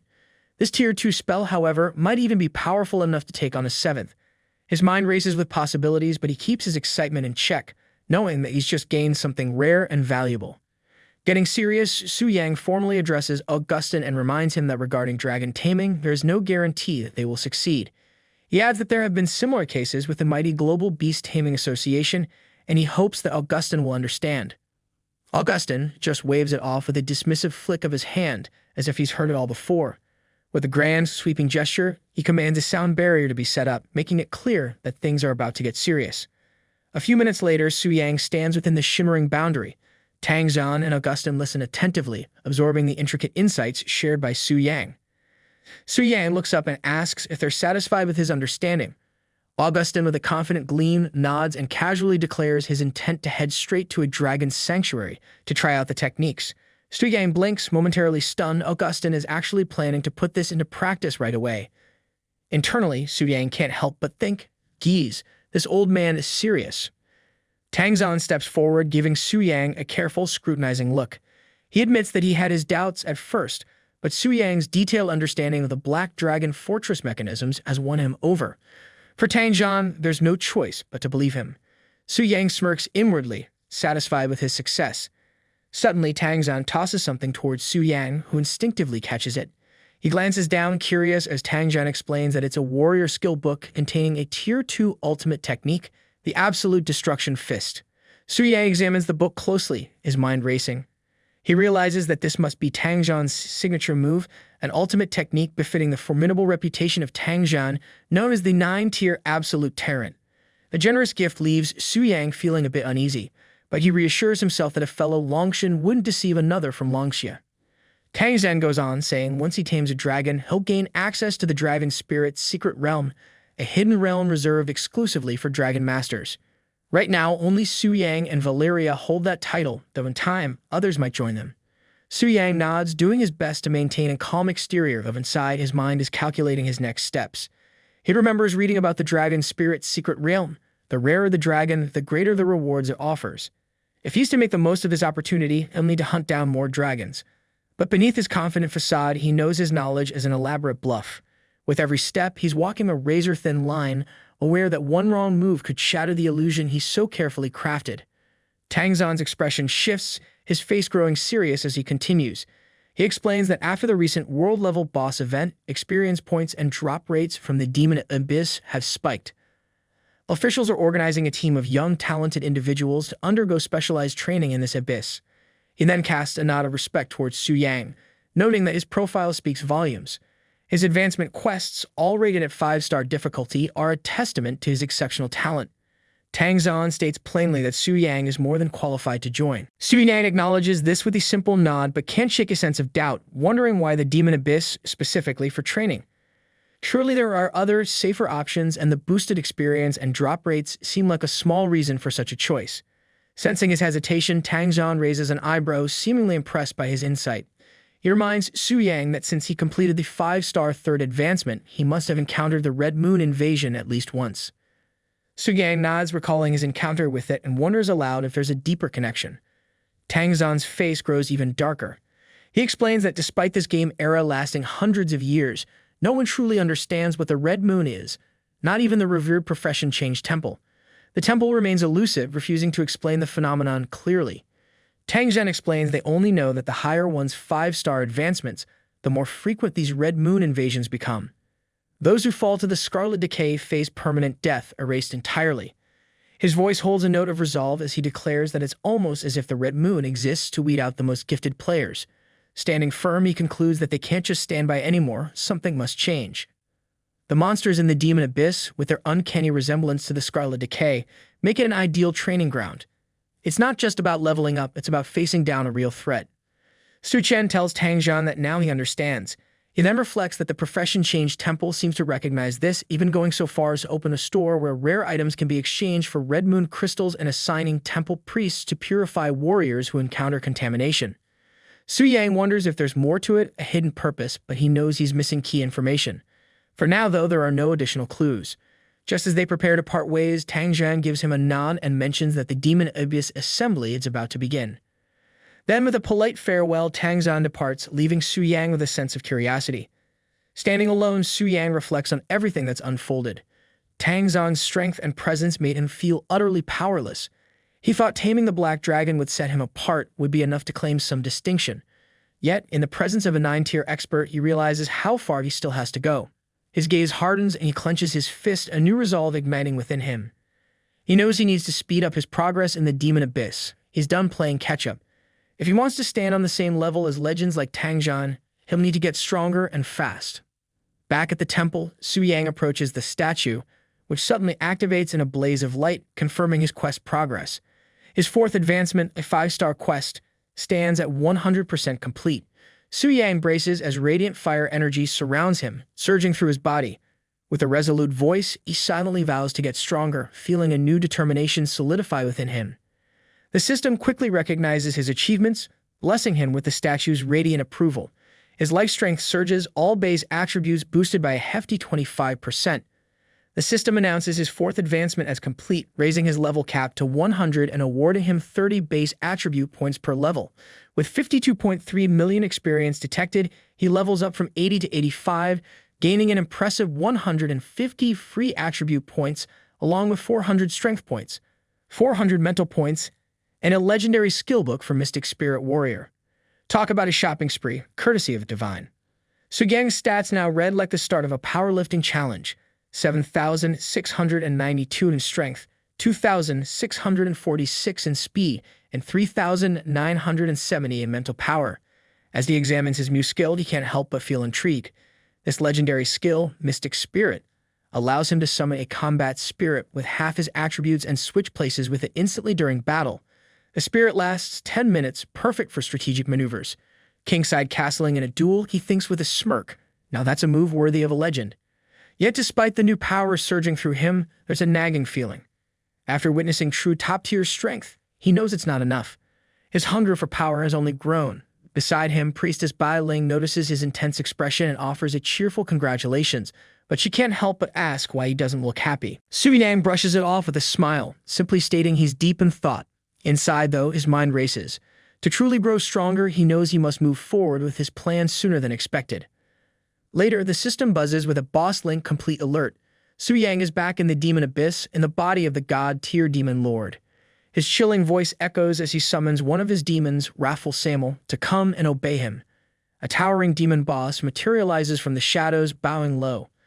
Addressing Su Yang as Supreme Lord, the demon awaits his command. With a deadly calm, Su Yang grants him death and orders him to return to the darkness of Abyss. Samuel's eyes widen, his expression caught between confusion and terror as he realizes the command is final. Panic overtakes Samuel. He raises a trembling question, desperate for clarity. He asks why his master, the Supreme Monarch, wishes to end him, frantically seeking to understand what he could have possibly done wrong. Su Yang, still settled in the body of the God-tier Demon Lord, regards Samuel thoughtfully. Internally, he muses over Samuel's true strength, a demigod tier boss, radiating power that surpasses even gluttony Beelzebub's. Indeed, Samuel embodies the essence of the king of original sin. Bringing up Samuel's stats, Su Yang studies the impressive display on the screen. Samuel's title gleams. King of original sin, Samuel class, demigod tier. His health pool is an astronomical 150 million, his strength a colossal 232.271, his spirit a formidable 55.632, and his speed a staggering 124,313. Su Yang's eyes narrow as he notes Samuel's special ability, 7 Deadly Sins, Wrath.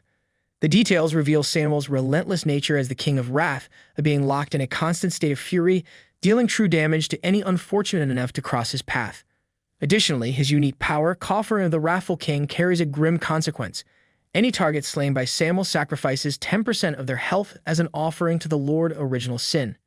Su Yang considers the power in Samuel's offering skill, realizing it lets Samuel endlessly collect life energy. Imagining the potential, he knows his own health could stack up to a downright terrifying level if Samuel sticks around. It strikes him that killing off this powerhouse might just be a waste, like throwing out a treasure chest because it's a little heavy. Playing it cool, Su Yang keeps his expression icy, glancing at Samuel with a gaze that could cut stone, daring him to question his authority. Samuel, clearly committed to his role as the ultimate loyal follower, bows his head without hesitation. His loyalty shows in his lack of fear. Even as a warrior who's never tasted defeat, he stands ready to obey the command even if it leads to his end. Yet there's a stubborn pride in him, a reluctance he can't hide, as if his very essence is built to resist any quiet exit. He's a storm with nowhere to go, his fury caged, and even though he's ready to obey, it's clear his anger doesn't plan on simmering down. Sensing the powerful aura around him, Su Yang finds himself intrigued. There's no defiance in Samuel, no rebellion, yet the raw anger radiates as naturally as fire gives off heat. It's like watching a volcano agreeing not to erupt, fierce, but still. Su Yang smirks inwardly, deciding he'll keep playing his part as the untouchable boss for now. Su Yang addresses Samuel with an air of calm authority, making it clear that his decision to end Samuel's life isn't a punishment. There's reasoning behind it, something he has carefully considered, almost like a well-thought-out retirement plan with an inevitable twist. Without wasting time, he commands Samuel to return to the deepest darkness and to dedicate his power there, promising him a grand return when the time is right. Hearing this, Samuel perks up, his loyalty instantly rekindled. He understands his master's intention, and with newfound enthusiasm, he's ready to embrace his end if it means dedicating himself to darkness until Su Yang summons him again. With the eagerness of a dedicated employee given an important task, Samuel expresses his gratitude, seeing his upcoming sacrifice as a noble service. Su Yang, satisfied with Samuel's loyalty, summons the dark blade of the demon monarch. With a simple flick of his hand, the blade slices through the air and strikes Samuel in the chest. Samuel, accepting the strike without hesitation, finally grasps the immense power of his master. There's a strange sense of pride in him as he experiences the might of the supreme monarch firsthand. In a final commanding tone, Su Yang instructs him to wait in the darkness, an eternal resting place, until his eventual return. As his life fades, Samuel declares his dedication, vowing to follow Su Yang's will. Meanwhile, down in the 100th level of the demon abyss, Beelzebub is stirred from his idle routine. He senses something big has happened and wonders aloud, a bit baffled about what's going on. No one has dared to challenge him since he was revived, so he's left scratching his head, speculating. Could it be that the Supreme Monarch personally sends Samuel into the void? A notification suddenly pops up in front of Su Yang. Ding! You have killed the King of Original Sin, Samuel. Experience gained 13.4 billion. Level up to level 85. 100 level overflow experience 13 billion. 7.8 billion experience points converted to experience reserves. Su Yang takes a moment to process the numbers. 13.4 billion experience, this is no small prize. It's a testament to Samuel's demigod tier power. But then there's the overflow. A painful 40% of that total, over 5 billion, just going to waste. It stings like missing out on the last slice of cake at a feast. Still, the experience reserves left over from Samuel's defeat are enough to give Su Yang a major boost once he completes his 5th job change quest.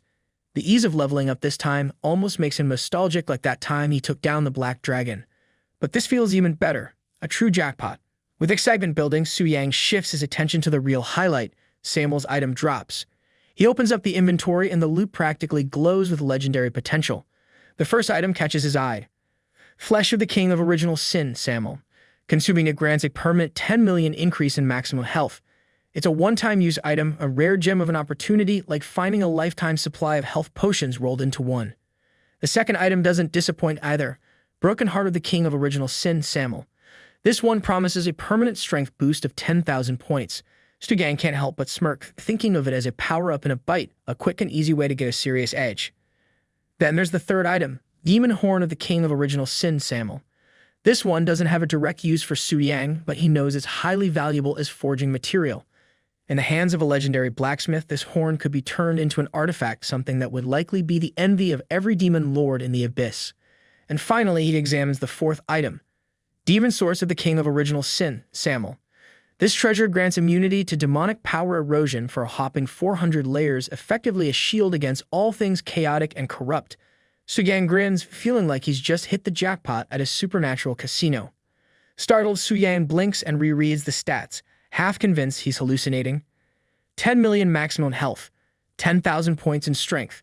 These items seem like they belong in a fairy tale rather than his inventory. His current base strength barely scrapes past 2,127 points, and his health sits at a humble 53,175. These items would multiply his stats into the stratosphere, giving him 5 times his current strength and a health bar so massive it would make him practically unbreakable. Su Yang chuckles to himself, realizing that even without linking to a boss, he's starting to look like one himself, complete with the kind of health pool that could terrify any challenger. The 10,000 points in strength is equally mind-boggling. Combined with the boost he already gets from his job changes and the effects of the Heart of the Dragon Slayer, his power is set to skyrocket. And with his passive skill enhancements stacked on top, Su Yang can almost see himself swatting away 5th job changers and even 6th job changers as if they're minor inconveniences. If any poor soul shows up with wings of black flame, he imagines ripping them apart bare-handed, barely needing to break a sweat. Then he considers the other 2 items. One of them can be used as a forging material for artifacts, which means there's potential for some legendary weapon or armor in his future. Tang Jian had once mentioned that the monsters in the Demon Abyss are similar to the Crimson Withering, notorious for its infectious curse. Fighting against the Crimson Withering leads to Crimson Infection, so it's logical to think that taking on the demons in the Abyss could lead to demonic erosion, a power-draining corruption. As he thinks deeper, a new theory emerges. If the Demon Abyss resembles the Blood Moon and there's a crimson portal of invasion, could it mean there's also a supreme being, a ruler like the King of Original Sin, lurking somewhere within? In the Abyss, job changers who fall can still be resurrected, but those who meet their end at the hands of the Crimson Withering have no such luck.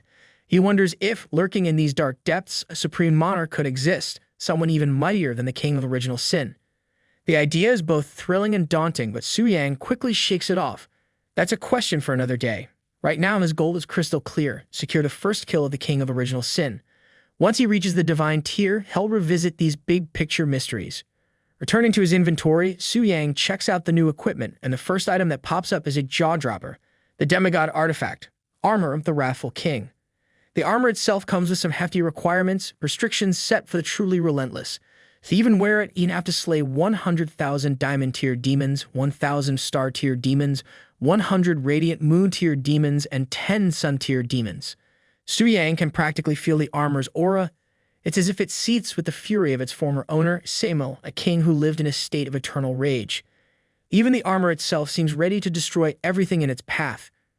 The armor's attributes are nothing short of spectacular. It adds a solid 2 million to health, boosts strength by 5,000 points, ups physical resistance by another 5,000, and even increases overall toughness by 35%. Then there's the trait Desire for Destruction. Passively, this trait raises all attributes by 1% for every 1,000 consecutive kills during battle, a feature that's like a growing snowball of power lasting until the end of the fight. And for an added kick, there's the Wrathful Berserker active ability. When rage hits its peak, this ability converts pain into raw power, sacrificing 70% of his health to give him a 200% boost in all attributes for 10 minutes. It's a trade-off that would turn Su Yang into an unstoppable force, but only for a short, dangerous window. Su Yang studies the attributes of the armor with a grin. The stats are absolutely insane, offering strength, health, and effects that seem almost too good to be true. And with no level or attribute restrictions, this truly lives up to its title as a demigod artifact. But then he frowns. Is this really all? Just this single piece of gear? Where are his beloved inverse sin weapons? Shrugging off the thought, he reminds himself that luck isn't always on his side, and the rewards he's received are already beyond generous. With a sigh, he instructs the system to disconnect, but just as he's about to leave, a notification pops up. There are still special dropped equipment unconfirmed. Do you wish to disconnect? Yes. No. Intrigued, Suyang pauses. Special drops. This setting wasn't part of the usual loot mechanics. Could it be something extraordinary? Curiosity getting the better of him, he selects the option to view the special drop. And there it is, the treasure he hoped for. Artifact Inverse Sin. Punishment of Wrath. His excitement grows as he reads through the description. This weapon isn't just rare, it's one of a kind. The item is unique, limited, and bound to his soul, meaning it can't be traded, gifted, or dropped. It's described as the judgment weapon for reversing sins and taking down demon kings, a fitting title for something that only appears after defeating the king of original sin. The requirements, however, are steep. Only those at the demigod tier with a strength of 50,000 or more can wield it. But the stats, they're off the charts. The weapon grants a monstrous plus 20,000 strength and reduces toughness by a hopping 60%. Then there's the first trait, Deadly Sin, which converts all damage dealt by the weapon into true damage, a game-changer for Suyang's battles. The second trait, Inverse Sin. Punishment of Wrath applies a 10% debuff to all enemy attributes. And finally, the augmentation, Slayer of Kings, seals the deal. After defeating a king of original sin, the weapon returns to the void, leaving Suyang with a permanent authority that's bound to elevate his status even further. Suyang finally grasps why the Inverse Sin weapon series is essential for taking down the king of original sin. Right now, the world's strongest fighters like Tangzhan, a ninth job changer at the demigod tier, are impressive, but still fall short of the divine tier. Even if someone of Tangzhan's caliber can handle other kings like Gluttony, it would be helpless against a true divine tier being like the king of original sin. The brilliance of the Inverse Sin weapons becomes clear to him. Each weapon in the series can strip the king of original sin of a portion of their authority and apply a 10% all-attribute debuff. With all 7 Inverse Sin weapons, this totals a crippling 70% debuff, leaving the king of original sin at only 30% of their original strength. Suddenly, the possibility of defeating such a seemingly invincible foe seems within reach. These artifacts are truly exclusive tools, purpose-built for slaying kings. Just then, one of his demigod demons radiates an aura of presence. Curious, Suyang wonders who could be calling for him. A voice laced with loyalty reaches out, requesting permission to return to the depths of the abyss with news to deliver. Moments later, a striking demigod demon lady appears, bowing deeply before him. With a respectful tone, she confesses that while he was in slumber, she returned to the abyss without permission. Raising her hand, she conjures a hunter's whip out of thin air and offers it to him. She insists on accepting punishment for her offense before proceeding with her report. Suyang takes hold of the whip, somewhat puzzled by her eagerness for discipline. Transgression, returning without permission. He wonders what she's talking about. Has something major happened here while he was away? Meanwhile, the demon lady seems to be putting her apology on full display. Suyang is momentarily taken aback, realizing she might just be enjoying this a bit too much. He has to wonder, is this prideful demon actually a bit of a masochist? With this, the chapter ends here. I hope that you liked today's video, and if you did, hit that like button as today's like goal is 1,500 likes. Comment next part down below in the comment section. Also, consider subscribing with the notification bell on to get notified as soon as a new video drops onto the channel. You can also join the channel to support me financially and watch videos before public release. I'll meet you in the next video. Until then, thanks for watching.